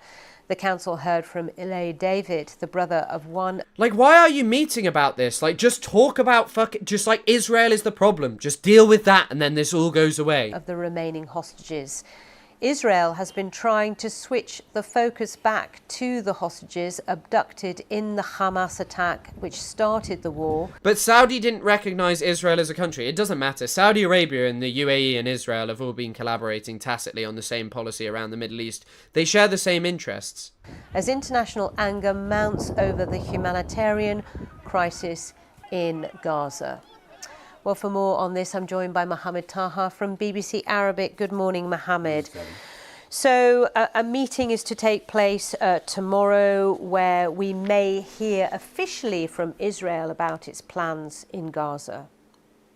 Indeed, this plan is widely criticized from the UN, from the Arab countries, especially Egypt. This is kind of the problem. I know the UN takes a stronger stance than most of these people, but like the thing is that just pushing back is just not enough. And also from even the Israeli army leadership itself, where they think that a ceasefire should be reached and the hostages should come back and this war should be put an end because it's exhausted the Israeli army and, of course, the Palestinian side. This control of Gaza. UN is silent on Israeli displacement while defining as... I mean, the UN watch is just like a fucking... It'll be backed by Israel in some capacity, quite possibly. Oh, no, sorry, that's NGO Monitor. No.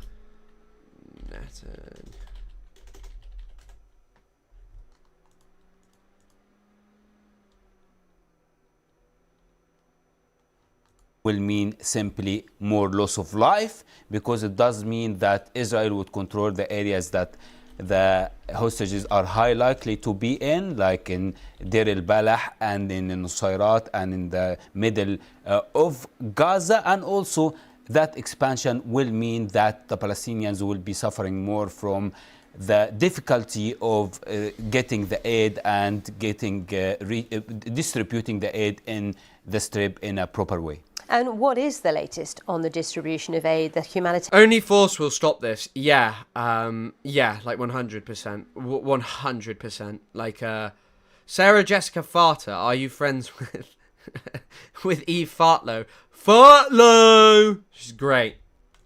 Crisis.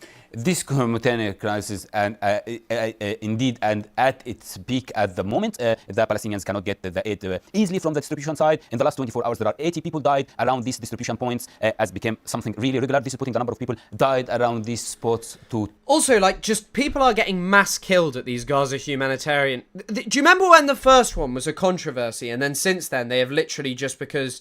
They have literally just... they have literally just become like a regular everyday occurrence. 2,000 in the last few weeks, and the total number of the Palestinians who died of this war at 60,000, the Israelis at 2,000, so it's a very highly... What are you saying? Sudan, yes. Congo, no. What are you talking about? A user's forced labor. We explicitly state that the only time a person can be made an involuntary servant as punishment for a crime. I mean, also, there's so much shit that Israel does, like just using Palestinians as, human shields. Like, it's insane. Israel's just engaged in a slavery, basically. Costly price that each party is paying. And if you remember, Sally, when we were talking about Jabalia in January this year, when the Israeli army made a massive operation there, they could not finish it. So there are logistic and military difficulties if Israel would really want to go to expanding this war. And we are assuming that we will hear more on that, obviously, tomorrow. Also, if they do this, the number of Israeli soldiers being killed will just keep on ramping up, and that's a pressure point for Israel if you start seeing mass deaths of Israeli soldiers, and especially if Hamas actually moves towards its total destruction. So, or even the day, which I don't know if Israel will ever be able to achieve after that, without expelling all the Palestinians. And if the war is expanded, we just assume as well that means that all talks about a possible ceasefire are off. The talks about a ceasefire are off because Israel doesn't want a ceasefire. Like, I don't know why people are still surprised by this. Israel literally just doesn't want a ceasefire. Like, it's just straight up as simple as that. Israel does not want a ceasefire, so there is not a ceasefire. There's nothing else preventing a ceasefire. There's Israeli mercenaries in the Congo, which is effectively Israeli. The Israeli mercenary in the Congo is a guy called Nikolai Asherov, who is responsible for the massacre of those aid workers. Or certainly stalled.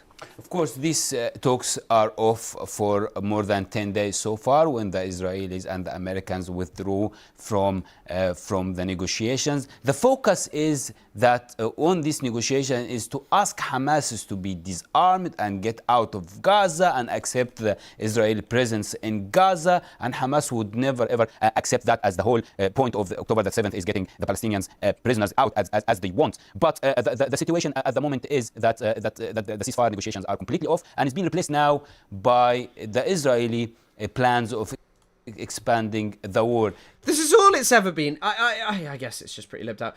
I kind of want to watch this. So the reason for me wanting to... But I don't want to watch... let's watch this. ...come forward and share this story is apolitical. The distribution method, the delivery of aid is...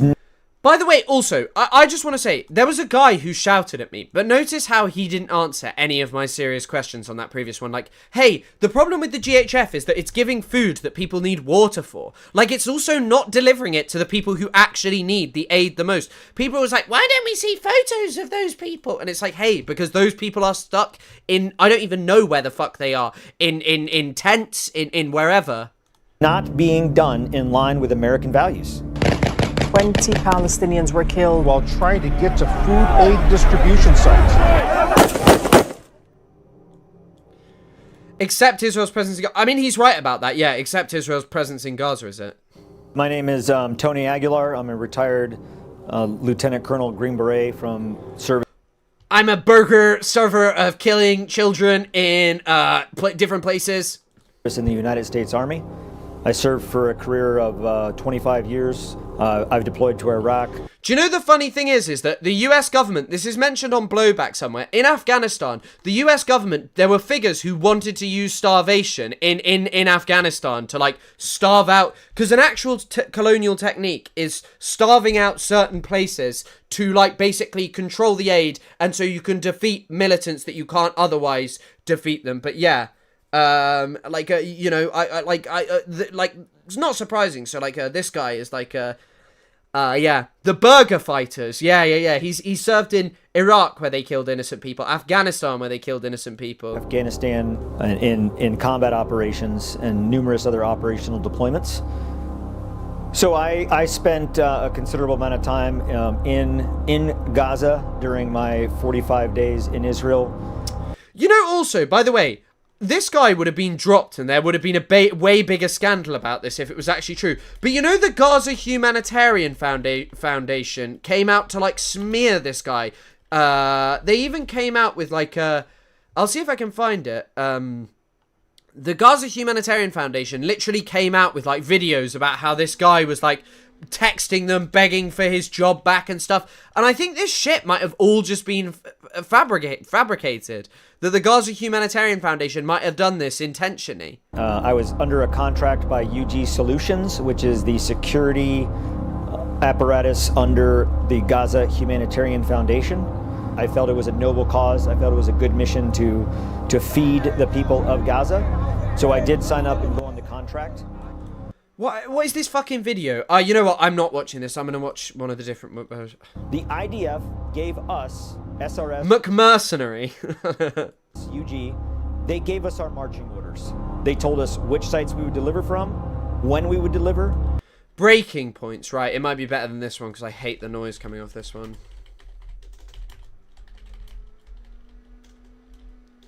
And also it's Bernie Sanders.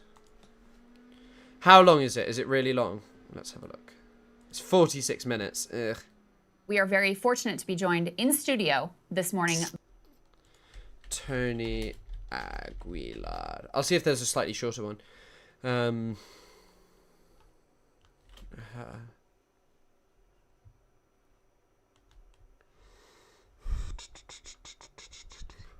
There's like some channel called Speak the Truth that's making like videos about how Tony Aguilar lied.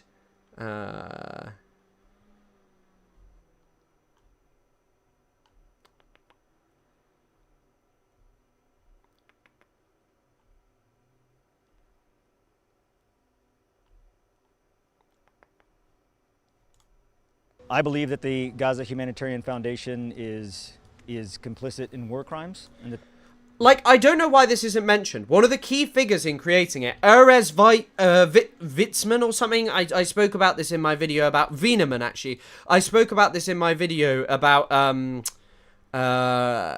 what's his name? I spoke about him in my video about traveling Israel. Like, he literally talks about expelling Palestinians. That's why they made the Gaza Humanitarian Foundation. They're involved in an enterprise that has failed from the beginning. Anthony Bailey Aguilar, 43 years old. It's also never failed, which is a pretty odd way to frame it. I'm a retired U.S. Army officer. Van Holland did an interview with him, yes. I'm here in Washington, D.C., sharing my story of the truth as it's happening in Gaza. The Kun Guzzlers. That is a diabolical haircut. He looks like a gnome.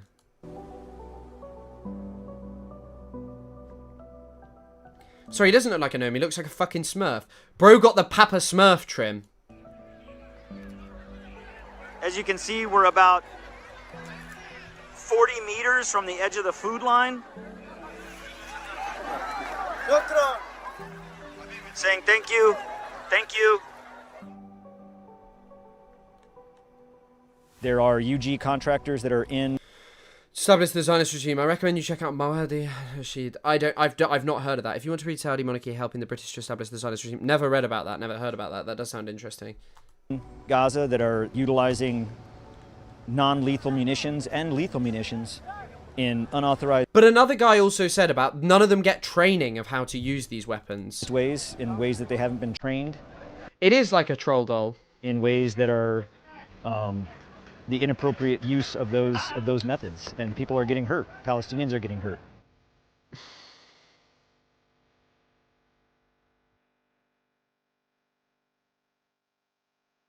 There were three events that stood out in my mind that I guess crossed my red lines morally. A stun grenade was thrown into the crowd directly next to a Palestinian woman who was with the aid box that she had, waiting to put her items into a bag so she could leave. And a UG Solutions contractor threw a stun grenade that detonated, and the metal top of it hit this woman in the head, knocked her unconscious. She was lifeless. She wasn't moving. She was then loaded onto a donkey. I think that's also, like, most of these people are just American mercenaries, and you've got to think, like, this guy, I don't know if he ever talks about what he previously did, but, like, these are the people who served in fucking American wars, and they're, like, doing this to Palestinians. Maybe it's not a good idea to put these people around anyone. Maybe they should be in prison. Cart by the other woman that was with her and moved off of the site, and through her departure off of the site, she did not move.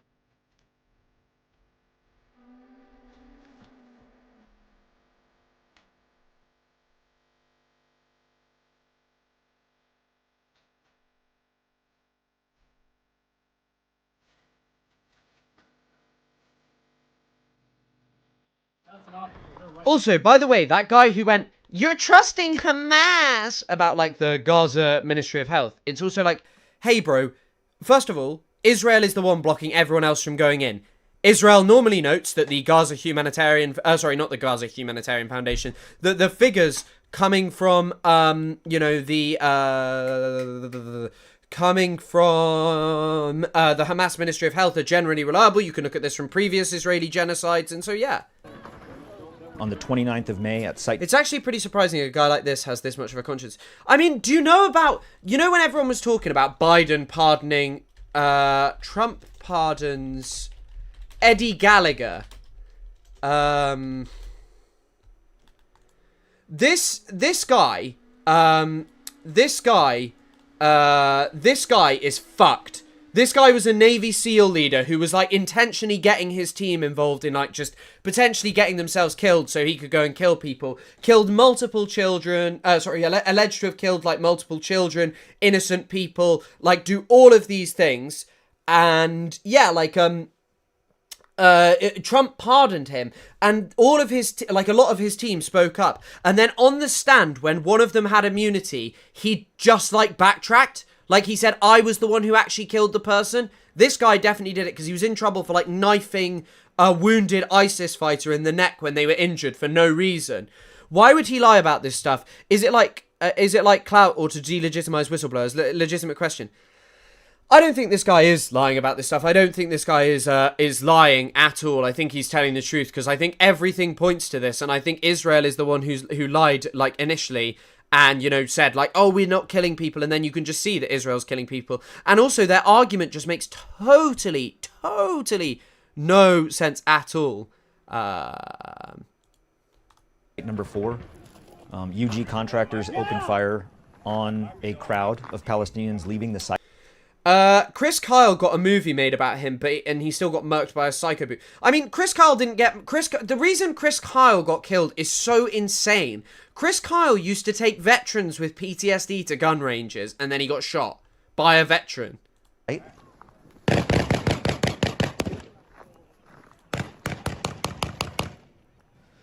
And there was catcalling and celebrating it.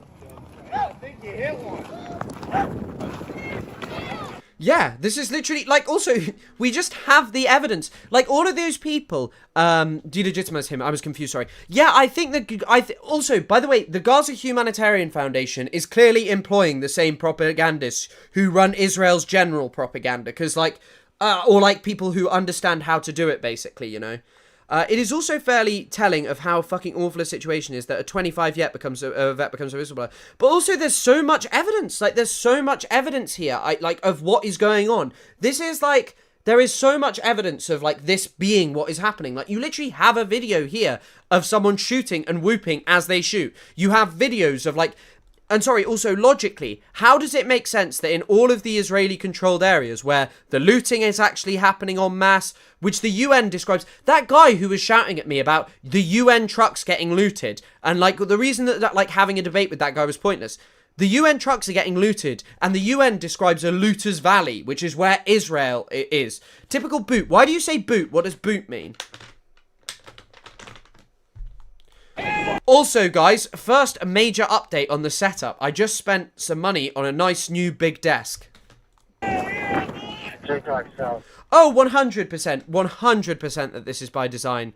Hold on. Maybe we should just watch one of my previous videos. Shout out the Chris Kunz, the YouTube channel. He's a very clever chap. Very handsome as well. Israeli opposition called into question.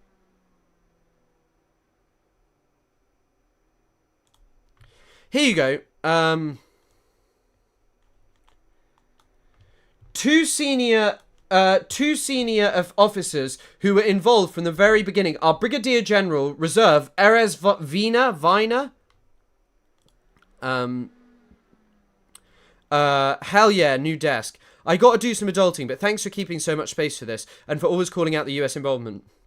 More of this we have. Yeah, I think I need to come back to focusing on this. I just kind of do TikTok in the hope that it'll grow this platform. Like, get some new people over, bring some people over. But I don't think it's doing that. And, like, it's just long. And, like, you end up, like, some of the debates, I think there is, like, an opportunity to, like, say, hey, this is how you debunk Israeli propaganda. But when it's just people shouting, like, idiots like that guy, it's literally just using the platform for himself, you know.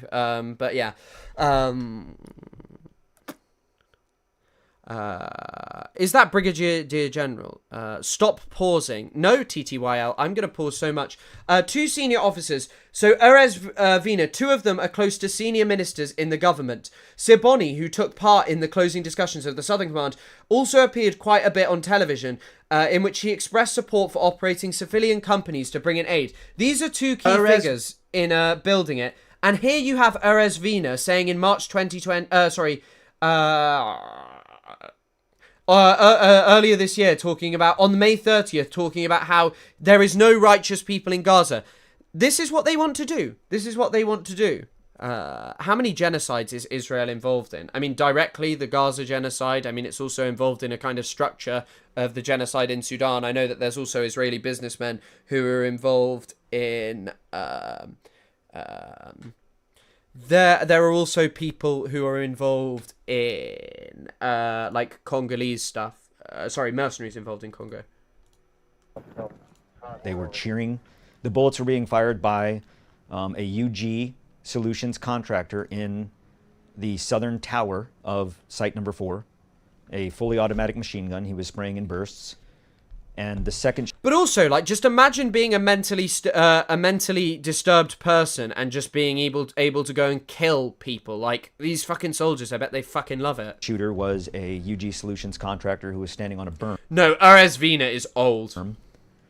Firing with his individual rifle on fully automatic into the crowd as well. What they characterized as warning shots.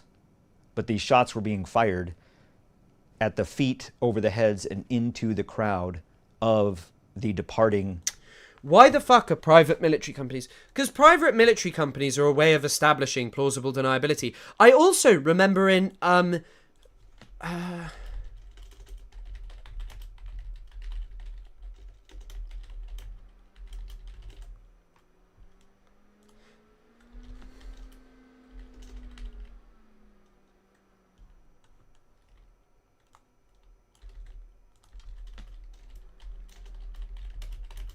Hold on.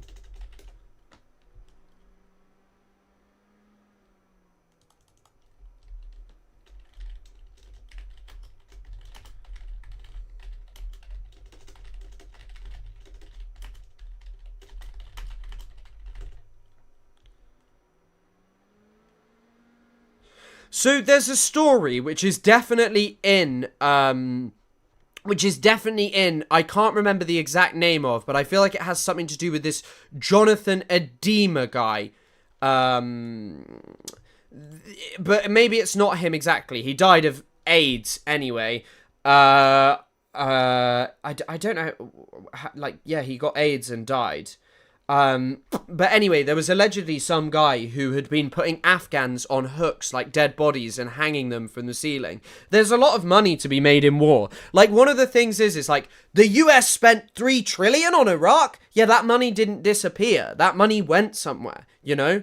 The US government just prints money and spends it on weaponry and sells the weaponry to its allies and enables them to do heinous shit, you know? So it might be edema. Edema was found guilty of running an unlawful and unsanctioned... So he was formerly a soldier. He ran, like, private companies.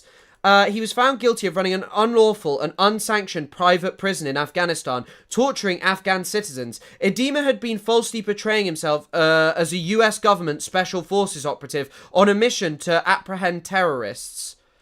And he was just, like, a business guy who did, like, the most heinous shit. Hold on, let me see if I can see the prison. Activities. God, it's just called activities. That feels a bit like euphemistic, you know, for just like insane shit.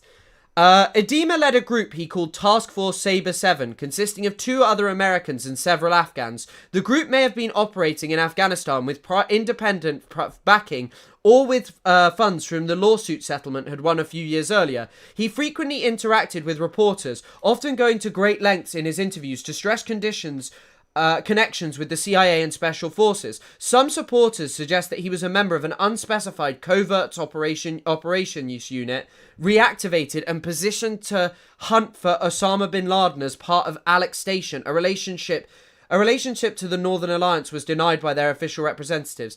Edema was known to have a volatile temper that seemed to be particularly directed against news correspondents assigned to Kabul. On several occasions, Edema threatened journalists with bodily harm or death, and in one particular instance at dinner in December 2001, he threatened to kill a reporter from Stars and Stripes because the reporter had disclosed Edema's fraud connections.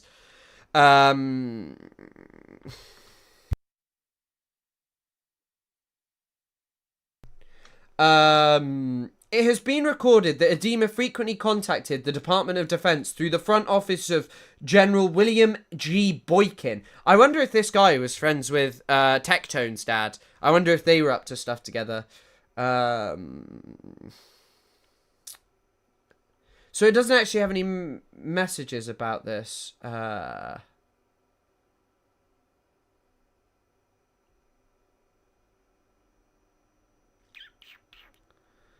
A private contract with Nintendo. In the conversations, the staff members, they were blah, blah, blah. However, the judge, he further trialed the DoD's,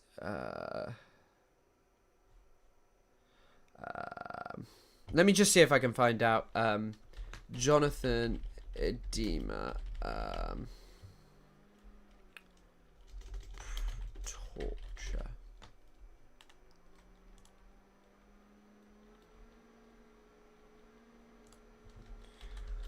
I just want to see if there's also any information about like him and like what he was doing. What sounds wonderful? There's a great Parenti video about how tax dollars. I'm sure there is. I'd like to see that. Hi Marcus, what is Parenti? Michael Parenti, I believe his name is. He's Parenti. He's like an academic. So you've probably been replied to. Right. God, what is this? Jonathan Edema, conman and bounty hunter, dies at 55. Penny Alessia, former girlfriend, said the cause was AIDS. A State Department spokesman confirmed the death. Was a fast-talking AK-47 and a flamboyant. He flaunted his experience, blah, blah, blah, blah, blah. Hunt for Bin Laden. Few knew he had served. I just want to see if there's anything about what he was actually doing. Imprisoning and torturing 8 men in a private jail that he and his civilian colleagues ran in. Yeah, like, this guy was just like... And he was just, like, not in prison. Like, that's just kind of why I bring it up. Like, he just was allowed to go free. Like, he was allowed to go free, you know? It's kind of crazy. Kind of crazy that this guy was just allowed to go free. I feel like these people should just all be in prison if you're up to this shit. Now Quick Streamer had sexual assault allegations recently and whose father was famously discharged. Yeah, there was a funny video of fucking Tectone. Tectone like pretended that finding out his dad did sexual assault was like a crying thing, and then he was like using it as a joke with Hassan. Palestinians.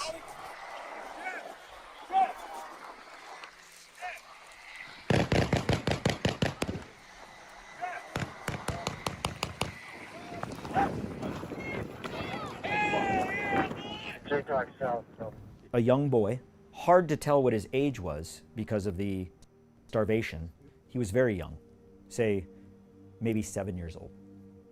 No shoes, tattered clothes, covered in dirt. No parents or adult supervision or anyone with him. He was alone. And he held out his hand, and I called him forward, and he held my hand and he kissed my hand. Also, it's funny when people ask, like, why is it always the kids doing it? Because kids are probably some of the people who still have energy, or in certain contexts were the only people even capable of walking. This young boy had nothing to do with what Hamas did on October 7th. As he walked out with this crowd, as the UG Solutions contractors were shooting warning shots and throwing stun grenades and tear gas, and the Israeli Defense Forces at the position at the Tectone's apology is so funny because he just like starts eating and then he's like, yeah, you know, I kind of feel fine about that. Intersection, we're firing into them. That is the IDF unit, the 143rd Brigade. We had a meeting with them last night. And I came up on the berm and I could see Palestinians, civilians. You could see their white bags lying on the ground, items spilled.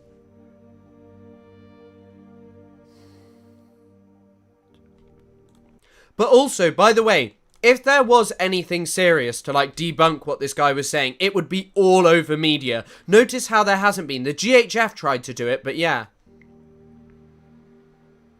One evening, it was the 6th of June, the humanitarian assistance lead for SRS was trying to figure out how we get food to these workers. Nothing was open. Nobody could figure out how to get food there. So we had the idea of calling Domino's Pizza in Beersheba and having them make 27 pizzas and deliver them through Volt, which is the Israeli DoorDash, to the main operations center in Karim Shalom. We then took those 27 pizzas in an armored convoy and drove them to Secure Distribution Site 1 and gave those pizzas to the Palestinian local workers. So let me get this straight. Safe Reach Solutions was able to bring Domino's Pizza in when the entire population of Gaza is starving and there are aid trucks. I mean, this is also the thing. Israeli soldiers are intentionally having barbecues and have been because they want to mock Palestinians. Israeli soldiers want to bring in pizza to mock Palestinians. Trucks, UN aid trucks that are unable to enter Gaza and not allowed to distribute aid while people are starving. But SRS was able to bring in Domino's Pizza to one of their sites. Correct. And it's abhorrent. It's if it... I don't like the way he says abhorrent. Isn't it abhorrent? That's how I'd say it. Abhorrent. Weren't so tragic. This is far too detailed to be scripted. I don't think it's scripted. It would be comedy. It's not comedy because it is absolutely tragic. Who passes mere miles from the strip? Yeah. I mean, fuck Israel. GHF confirmed the pizza delivery. Ugh, Jesus Christ.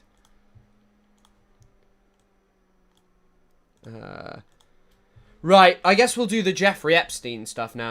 I'll check Al Jazeera.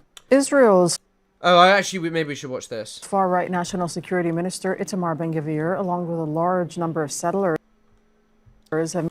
Oh, they should have invited Lonabox, seeing as him and Destiny love hanging out with Israeli settlers.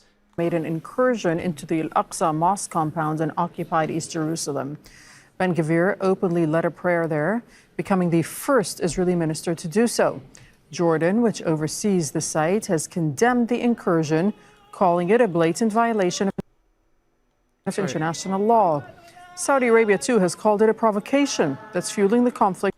By the way, you want to know something funny about October the 7th? They act as if it has no precedent in history. One of the reasons for, the Mufti having appeal and people being, kind of accepting what the Mufti said, did, all of these things. One of the reasons that they did that was because there was propaganda by Zionists circulated that showed the Star of David over Al-Aqsa, and it really scared and upset people. And so, this kind of stuff, it's hardly surprising that this kind of stuff is happening, In the region, Jews are forbidden from praying at Islam's third holiest site as part of a 1967 agreement. And also, under, in terms of Jewish, in my understanding, Jewish theology basically views Jewish people as all unpure or unclean or something to that effect. And so, this basically means that they can't enter Al-Aqsa until they're washed with the blood of, washed with the ash mixed with water of red heifers. That's what the red heifer prophecy is. Al Jazeera's Huda Abdelhamid reports from Jordan's capital, Amman. She's there because the Israeli government has banned Al Jazeera from reporting inside Israel and the occupied West Bank. The incursion happened during the regular visitation hours, according to Jews, as per the status. Yeah. There were loads of people who were saying things. I remember I posted about this on Reddit. That someone posted my video of me talking on October the 7th about the Destiny.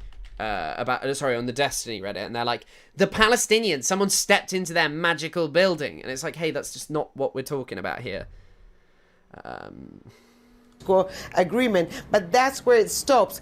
According to that agreement, Jews are not allowed to carry out loudly prayers on the esplanade of the Al-Aqsa Mosque compound. However, Itamar Ben-Gvir, as defiant as he always is, carried out those prayers loudly and then made some political statements, especially calling...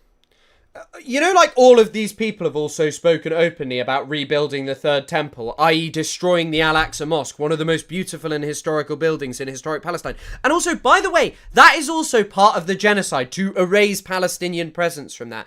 Digging under it. By the way, I also don't think that they've actually found anything by digging under it. I don't think they've found anything. And also, there is nothing in historic Palestine that is probably as beautiful as this building. It is the most beautiful building in historic Palestine, in my opinion. Zionists never built anything like this, all they've done is fucking destroy and build some horrible cities. For the occupation of Gaza, for Israel extending its sovereignty over Gaza, and to help also the Palestinians with voluntary migration, as he put it out, so that... Yeah, by the way, honestly, I can't recommend this film, the film Conspiracy enough. The film Conspiracy, because it's all about just the concept of euphemism and how the Nazis would say euphemistic things. They would to talk about transfer, these kind of things, instead of like ever being like, yeah, we're gonna genocide all the fucking Jews, because this is what they're doing. They're like, yeah, we're just gonna transfer the Arabs, you know, we're gonna transfer them, they're gonna voluntarily migrate. Sorry, the Nazis used the term transfer in the film, they used the term voluntary migration. There is nothing voluntary about making even something as simple as getting aid impossible. Can get out of the Gaza Strip. It was a large number of settlers and far-right supporters, according to the WACF, which is the foundation that is in charge of the administration of the complex. Nearly 4,000 people were accompanying.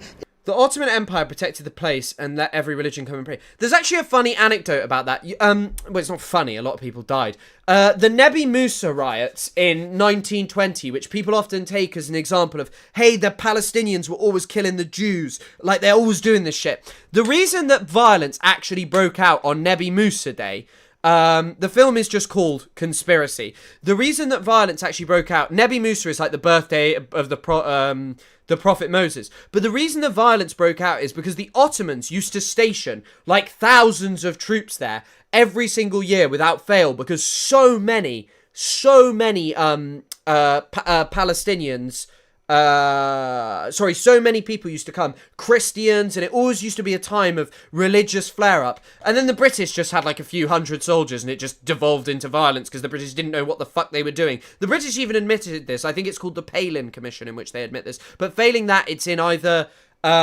it's spoken about in One Palestine Complete by Tom Segev or Policies of Deceit by Peter Shamrock. Itamar Ben-Gvir, and among them several members of the Knesset. Yeah, it's Conspiracy. The name of the film is Conspiracy, starring Stanley Tucci. Who's the guy who plays the like weak little professor? Kenneth Branagh. He plays like the weak little professor in Harry Potter. And senior officials of the Likud party. Now, Jeffy Epstein. Prime Minister Netanyahu did issue a statement saying that the status quo... Defiant. A funny way to say genocidal villainy. Yeah, 100%. Remains when it comes to the Al-Aqsa Mosque compound, but the reality on the ground is that it's eroding gradually. Yeah, I mean, I've kind of seen what I wanted to see. I just want to see if there's anything else on here. Iran warns of regretful response if anything is to happen. Thank you, Charlie, by the way, as always. Discord watch party. I cannot endorse that. Also, Discord prevents you sharing copyrighted material. UN says 100 premature babies in danger due to lack of fuel. UN says Israeli restrictions on Gaza impeding life-saving. By the way, all these people who just say the UN won't deliver aid. The UN won't deliver aid with the GHF because it doesn't work. And yet we're just meant to believe now that's okay.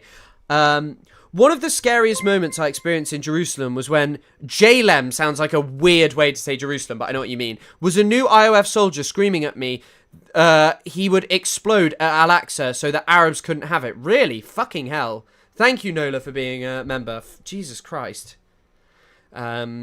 Percy Cox. Who's Percy Cox?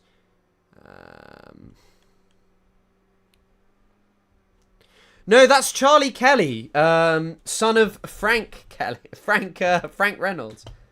Palestinians mourn the loss of loved ones. I mean, there's just been every day. Hamas calls for protests across the world against Gaza starvation. Now that Hamas has invited me, I have to go to the protest this weekend. Hamas says it targeted Israeli bulldozer in Gaza City. Fuck the genocidal piggies. And like, some people are like, oh, they're targeting bulldozers, they're targeting the poor Israeli boys. It's just like, oh, fuck them. They're doing genocide. There's no excuse for like that can justify it. Oh, it looks like we may have actually got a semi-strong statement from the sorry, there's also Labubu Matcha or something. As my Foreign Secretary has said, the images of Eviatar and other emaciated hostages paraded in front of cameras for propaganda are depraved. Israel also does this!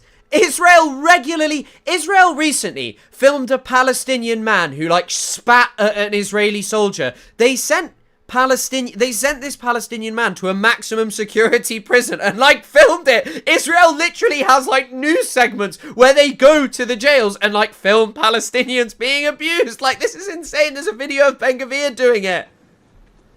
Hamas and its terrorist ideology can have no place in the future. So why does Likud get these things? Like why does Likud get the right to exist, even if you don't want to go as far as Israel? Likud has done mass starvation. Likud has done the things that you say, oh yeah, we can't have Hamas having a place. Governance of Gaza, and should never again threaten Israel's security. President, the ceasefire at the beginning of this year was a rare moment of hope, which allowed hostages to be released and the UN to surge aid into Gaza. Since the ceasefire ended, the suffering of the hostages and Palestinian civilians. How dare you put those two on the same fucking level? How dare you put those two in on the same level? Like, just honestly, how dare you? There are like probably 20 soldiers alive who are still in the Gaza Strip, and you're like, their suffering is equal to the 2 million Palestinians that, you know, your closest ally, who you have offered cover for, who you have actually rejected a ceasefire. You rejected, didn't she? Hold on.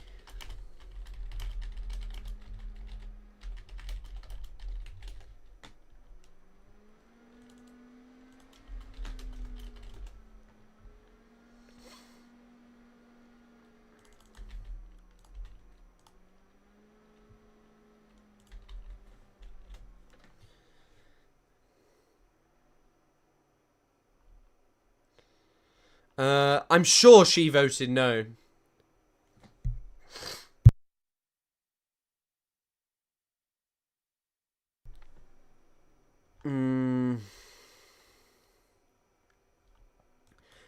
She literally, yeah. Here's what I can find. She abstained from voting on a ceasefire in February of 2024. Like, she is literally an enabler of this. It's so funny. It's so funny. Has plumbed.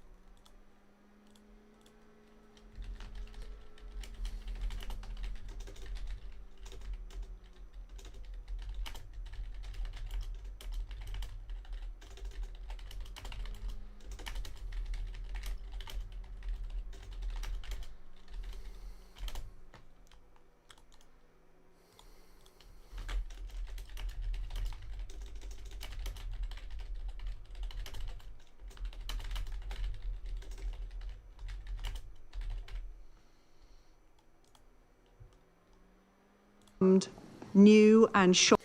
There, you can watch me create a tweet. You just saw art being created. Shocking depths. Israel's aid restrictions. By the way, sorry. Also, by the way, it's really interesting how Hamas are depraved, but this is like just okay. Like, that's not depraved. Have led to famine now unfolding in Gaza, as reported by the IPC. Last week, I spoke with doctors who had served in Gaza. They had seen children so malnourished that their wounds festered for months without healing. This is also the point, like, of all these people, like, why haven't they died en masse? It's also because Israel's been allowing in trickles of aid that are enough to sustain life, but, you know, yeah, that aren't enough for, like, people to basically, I don't know, for basically people to not be feeling like the effects of not eating. They had seen baby formula confiscated by the IDF at the border, depriving... Guys, don't worry though, saying death to the IOF is the problem. When you say death to the IOF, wah, wah, wah, newborns of the basic essential... Wah, wah, you said death to the IOF! we need months and months of coverage about this. For life. I call on Israel now to act to alleviate this horrendous suffering. Like, they're not depraved, they're just okay. Like, they're just, it's just okay that they kind of do that because, like, I don't know, they're Israel, they're not depraved, they don't have no right to exist, and like, yeah. Kind of crazy. Fucking crazy.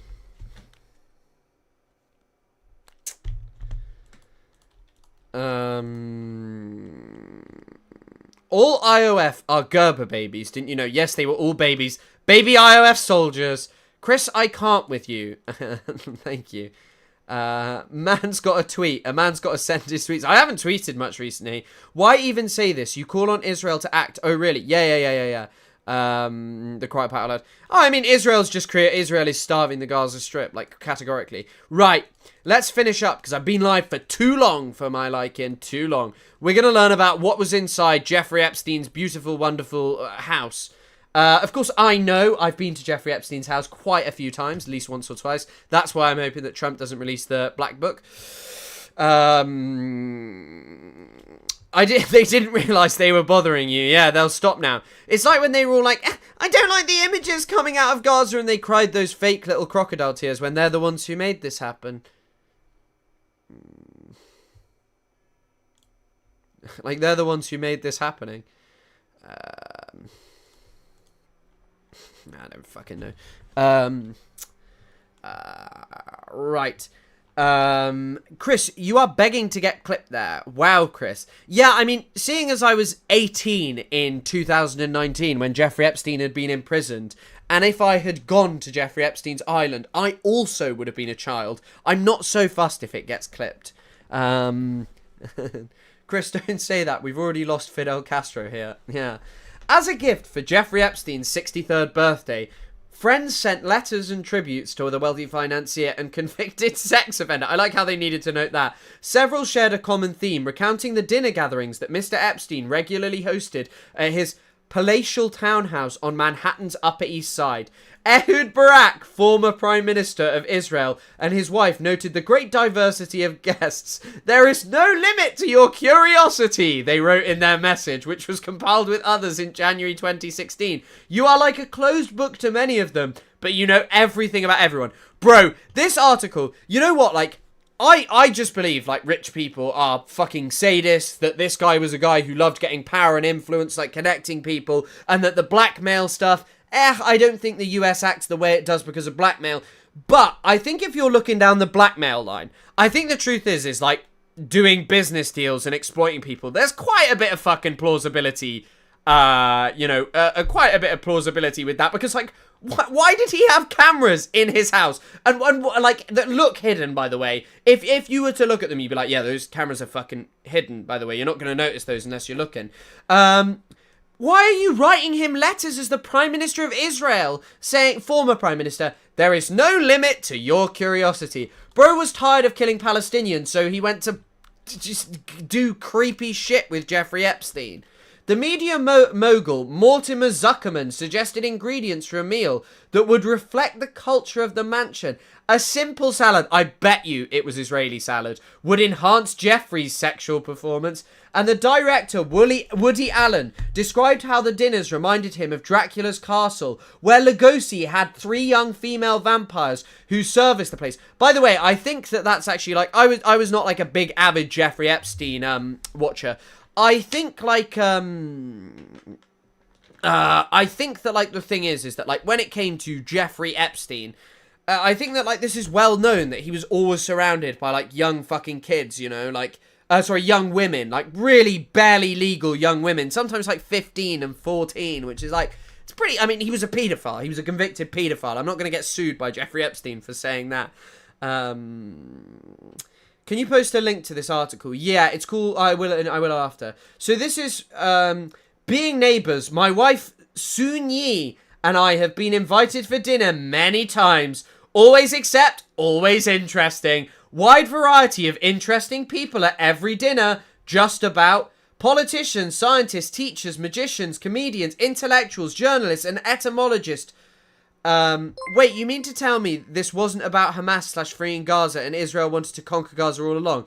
Say it ain't so, has Bots lied to me. Oh, 100%. This is also the point, actually, sorry. I want to talk about this, of course, I want to stick with this, but I just want to say on this topic, all these people who have felt the need to defend Israel in any way, like, what was the point? Why not just get on board with the pro-Palestine stuff? Sure, I've even done this. I think sometimes you need to check what some people are saying. You need to check and be like, hey, bro, like, some of the shit you see on Twitter, come on, bro, this is just not true. Like, don't make stuff up about Gaza, don't make these things up, and, like, don't do that. Like, keep it, like, just report what we can definitely report. Like, policing that kind of stuff, yeah.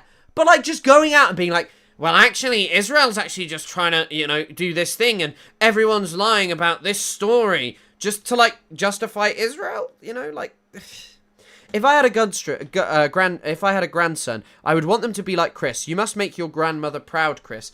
I think she's proud of me. What if your wife will divorce you if you do that? I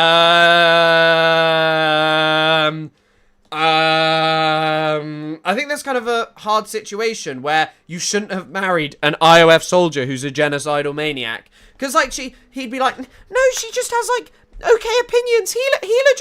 Healer's just normal, bro. Healer's really peaceful. She's left wing. And then there's that video of, like, Ethan going, I'm not denying that Israel commits war crimes. And she goes, I'm denying it. I'm denying it. Israel is moral. Have you heard about Israeli salad? And dancing again. We just want to dance. Israelis want to just dance. Anyhow, it's always interesting and the food is sumptuous and abundant. Lots of dishes, plenty of choices, numerous desserts. Well served. I say well served. Often it's by some professional houseman. What is a professional houseman? Why are you writing that? And just as often by several young women, reminding one of Castle Dracula, where Lugosi had 3 young female vampires who serviced the place. Add to this that Jeffrey lives in a vast house alone. One can picture him sleeping in damp earth. But back to the food. He called her a terrorist. I mean, because she is a terrorist. She's a terrorist. But this was not always the case. In fact, the first time we came over, it was a very different story. We were invited with a list of accomplished types, men and women in journalism, in TV, even royalty. That's definitely fucking Prince Andrew. We were ushered up to the living room where everyone sat around prior to dinner being served and chatted. No drinks were served. You could get one if you asked for one. That should have been the first clue. When the meal was put out downstairs, it was meagre. So meagre, my wife, the one sitting next to her, kept mumbling, is this it? Is this all we're getting? After I leave, I may have to go to a restaurant. We didn't want to say anything. When we came the next time, but my wife did say that in that tactful way, there is going to be more food, isn't there? Under her badgering, the situation gradually improved, and subsequent dinners offered buckets of Chinese food ordered from a local restaurant and placed out on a buffet where one could get in line and help oneself. It all seemed odd for a man of substance who entertained many illustrious guests often. Under confined badgering by my wife, arrangements were made for food to be cooked at home and served. She had to explain the order in which things to come out. Not the main course and then the appetizer, but the other way round. What? In time, she bullied him into putting a few flavours in the middle of the table to make it look mildly warm and inviting. This took time and a number of corrections, but his meals have been tweaked into some sense of normal... Bro, what the fuck? But Mr. Epstein's prized poverty was no gloomy Transylvanian fortress. Blah, blah, blah, blah, blah. Since Epstein's death in federal custody, which was ruled a suicide, many mysteries about his life have remained unsolved. How did he amass a 9-figure fortune? Why did so many powerful men continue to fraternize with him long after he became a sex offender? The White House has pledged to release details, investigations into Mr. Epstein and his associates, but this summer the Trump administration backpedaled. We all know all this. Miss Maxwell was moved... Seeking to quell the backlash, the Justice Department dispatched a top official to meet with Ghislaine Maxwell. Mr. Epstein's longtime associate, who is serving a 20-year prison sentence for sex trafficking. On Friday, Miss Maxwell was moved to a lower security facility that fueled speculation Trump might commute her sentence or even pardon her in return for her cooperation. I think there's a video, Trump on...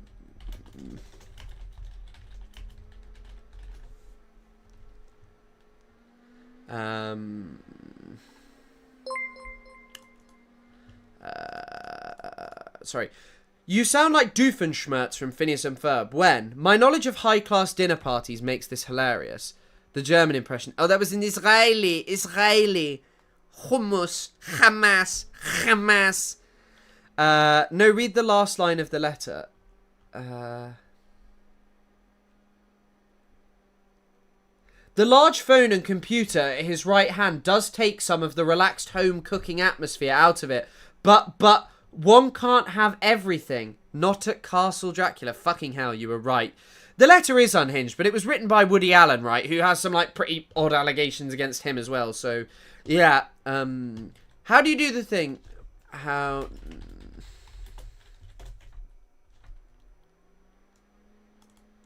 Hold on, I want to see if I can find this.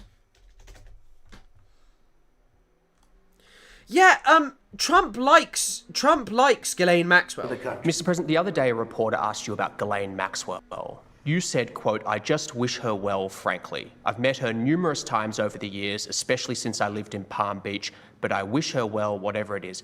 Mr. President, Ghislaine Maxwell has been arrested on allegations of child sex trafficking. Why would you wish such a person well? I don't know that, but I do know that... She has. She's been arrested for that.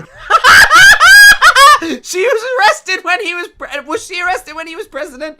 Hold on, let's find out. Ghislaine Maxwell. Ghislaine Noel Marion Maxwell.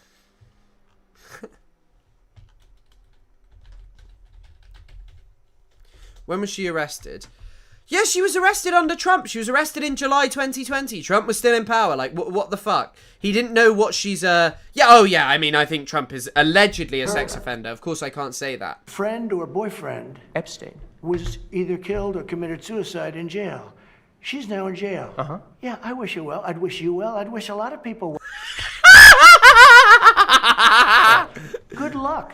Let them prove somebody was guilty. I mean, do you know that so you're saying you hope she doesn't die in jail? Is that what you mean by wish her well? Her boyfriend died in jail. And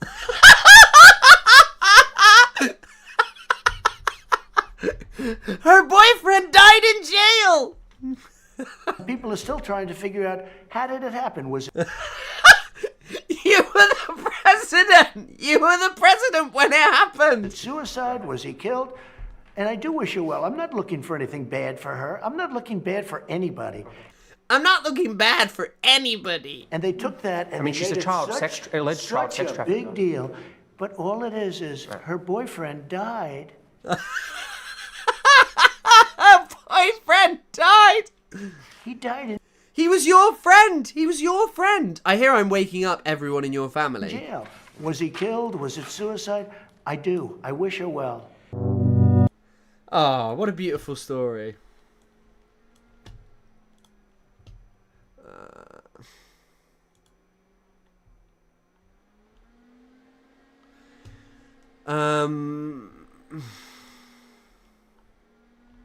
Yeah, it's just him saying, I wish her well.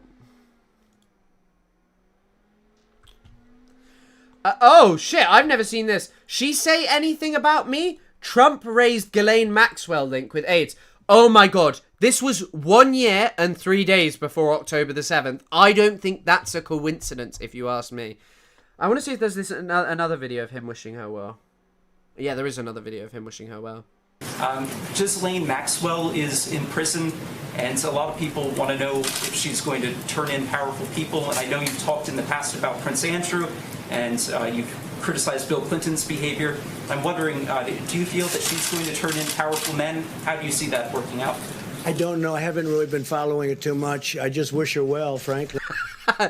It's because he's also saying this in part because I know he just wants to maintain a relationship with her because he knows that she could call him out. I've met her numerous times over the years, especially since I lived in Palm Beach. And I'm joking about the October the 7th thing. I guess they lived in Palm Beach, but I wish her well, whatever it is. I don't know the situation with Prince Andrew. Just don't know. Not aware of it. Mr. President. Well, I mean, that was less exciting than the one where he was talking there, but yeah. For years, Miss Maxwell was a fixture in Mr. Epstein's New York townhouse, where she had an office, but she and Mr. Epstein had split by the mid-2010s. That is awful. A framed photo in the townhouse showing Mr. Epstein with Trump and his then-girlfriend, Melania Knauss, was cropped to exclude Miss Maxwell. What the fuck? She got ostracized. I'm really sad that she got ostracized. She's brilliant. Like, she's a good friend of Trump's. She's good, you know? At least one other MAGA luminary also visited the townhouse. Stephen Bannon, a former advisor to Mr. Trump and an online media personality, who has said that he videotaped hours of interviews in the mansion with Mr. Epstein. Framed photos of Mr. Bannon, including a mirror selfie snapped by Mr. Epstein, were kept in at least... Oh, bro, he was definitely doing a no good. CNBC, I won't go over that today. Maybe I'll do more Epstein stuff. I'm becoming an Epstein investigator. The townhouse was one of 5 properties around the world owned by Mr. Epstein after his release in 2009 from a Florida jail, where he served 13 months for soliciting prostitution from a teenager. The mansion served as both a personal hideaway and a salon where he could hold court with accomplished intellectuals, scientists and financiers, according to legal records and interviews with people who frequented the home. The visitors considered Mr. Epstein fun, smart and curious. Another perk, getting to mingle with young, attractive women who roamed around the property and worked as assistants. Bro, what the fuck? Like, I know that all of this is known, but it is so fucking weird that this guy was just, like, had young girls wandering around his house. And also, by the way, it's definitely much more because they were, like, having sex with the young girls. But this is also, like, the funny thing about... I know Hassan has said this and other people have said this. They're like, oh, if Jeffrey Epstein was alive today, you know, they'd try and rehabilitate him as like sort of a bro right-wing influencer. Literally read those words. He's smart and he's curious. His circle are intellectuals. He literally sounds like this fucking Andrew Tate advice. He's a businessman. He's a smart, curious guy. He's learning. Oh shit, my hair is funny. So, yeah, I know. I just, like, people are like, don't vote. You're going to split the vote in the next election. You need to vote for Labour. Bro, I don't think that there's much reason to vote for people who are, like, you know, pedophiles. Who like, sorry, Peter Mandelson is not a confirmed pedophile. He just has relationships with fucking sex offenders.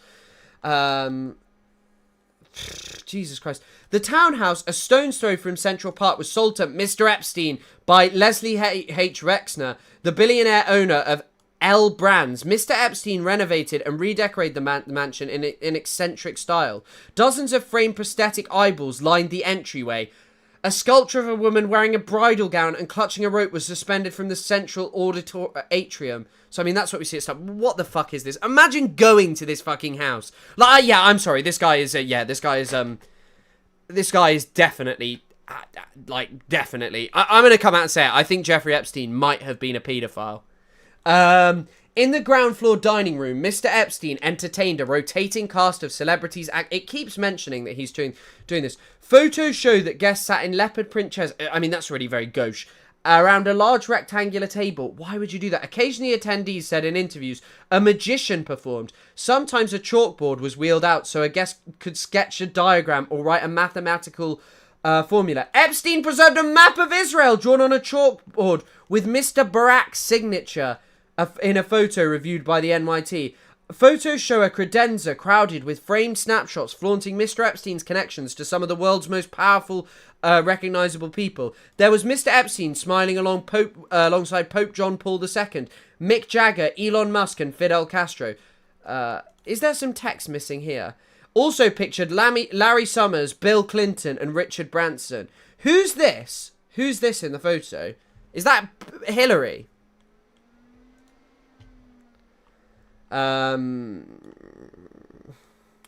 Nearby was a photo from 2000 showing Epstein with Mr. Trump and the future First Lady. It's so funny that he just claims that he just wished her well. He knows, and that phone call proves it. Trump is scared because this woman is, yeah. The table's not leopard print, the chair is. A dollar bill signed by Bill Gates. Possibly as a payment of a bet. I was wrong, the Microsoft founder wrote over George Washington. Jesus Christ. Upper grand staircase was Mr. Epstein's wood-panelled office featuring a massive desk. Why can't I hear that? Gee, I wonder what the borders of that map look like. Yeah, Jesus Christ. Epstein was probably like, I'll help you do it. I'll call up Trump. We'll make him president one day. Upper grand staircase was Mr. Epstein's wood-panelled office featuring a massive desk. Photos show a taxidermied tiger. Are those even legal? Lounging on a lush rug. In the office, according to photos reviewed by The Times, Mr. Epstein showcased a green first edition of Lolita, the 1955... I mean, if you own a first edition copy of Lolita... I did have a friend, and she owned tons of copies of Lolita. She really liked it. I don't know why. I've never read it, but I'm sure it's good. But I still feel like owning a... I feel like being a paedophile, there's a bit of difference there.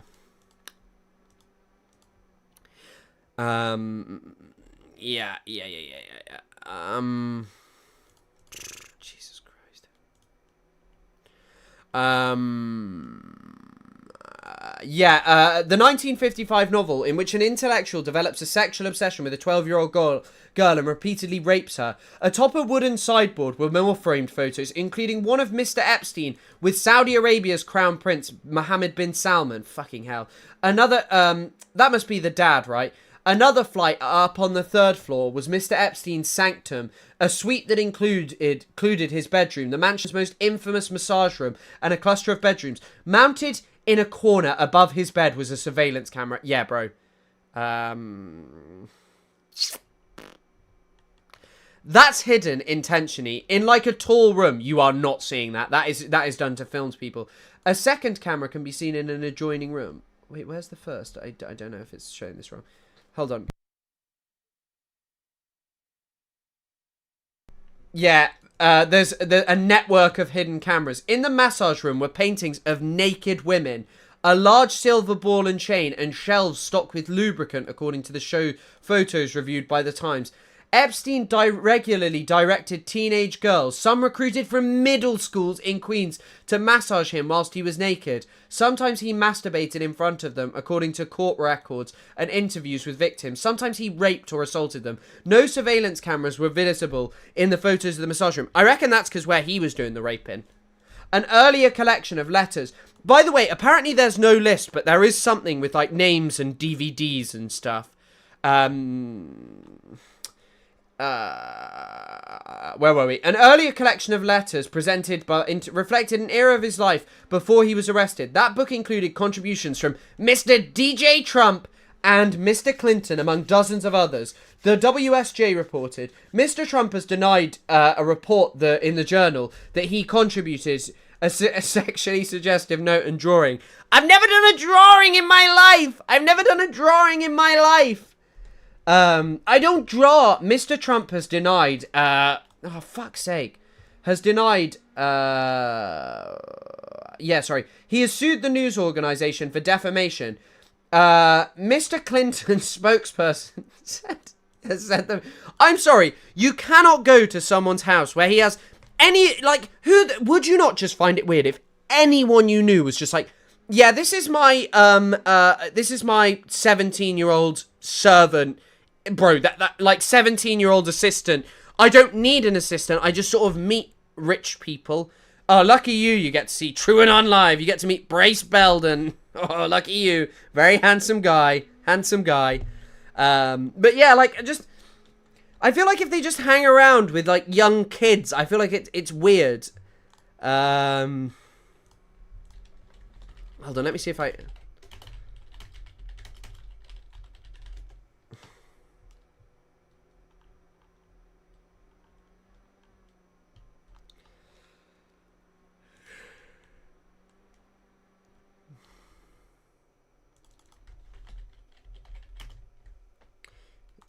I think I heard you say something the other day, the drawing that was the subject of the Wall Street Journal report. I don't do drawings. I'm not a drawing person. I don't do drawings. Sometimes people say, would you draw a building? And I'll draw 4 lines and a little roof, you know, for a charity stuff. Sometimes I do it for a charity. But I'm not a drawing person. I don't do drawings of women, that I can tell you. They say Only buildings. This man is not, he's not that kind of artist, just buildings. There's a drawing of a woman, and I don't do drawings of women. Fair play, he doesn't do drawings of buildings. Women, sorry. But by 2016, as Mr. Epstein's reputation as a sexual predator became increasingly hard to ignore, his social network was shrinking. It was just left with, you know, the besties, like probably Alan Dershowitz. 3 years later, he would die in a Manhattan jail. Worst day ever. I mean, this is horrible. This is heinous. Why? What? Like, also, by the way, I don't know if you guys were joking about the most obvious camera. Look how high that wall is. That must be a very high-ass wall, I think. And, like, if a camera was just snuck up there where there's a shadow overhanging, I don't know. I feel like you could get away with that. The Times reviewed 7 birthday messages given to Mr. Epstein in 2016. In addition to Mr. Zuckerman, Mr. Allen, and Mr. Brack, there were letters from the linguist Chomsky and his wife, Joichi Ito, an entrepreneur who years later would resign from MIT and the board of the NYT, and Lawrence M. Krauss, a prominent physicist. Martin Novak, a Harvard biologist, contributed a science-themed poem. Mr. Zuckerman, Mr. Allen, Mr. Ito, Mr. Bannon did not respond to requests for comment. Mr. Brack declined to comment. Chomsky's wife responded on his behalf and declined to comment. Dr. Krauss said he didn't recall the letter, but attended several lunches with very interesting discussions with scientists, authors, and others at Mr. Epstein's house. Yeah, Chomsky was friends with him. In their typed letter, Mr. Brack and his wife, Nili Pirelli, hailed Mr. Epstein, a collector of people.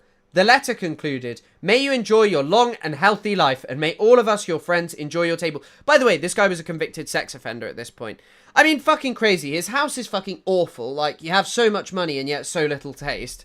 But yeah, I don't know. Right, guys. Anyway, I've been live for like 4 hours nearly, so probably time to call it there. I'll do a longer YouTube live probably at some point. Maybe tomorrow I'll do a longer YouTube live. I'm going to work on some stuff and I'll talk to you guys about that tomorrow maybe a bit. Maybe that can be the opener for the stream. If you have any stream suggestions, throw them in stream suggestions. I'll go through stuff and see what you guys want to see. Thank you for everyone who watched, donated, and was generally here. Thank you so much. If you want to check something out, go check out my video. I'll probably upload maybe 1 or 2 TikToks this evening. So yeah, have a great evening. Thank you all for being here. Now I have to wait and sit silently.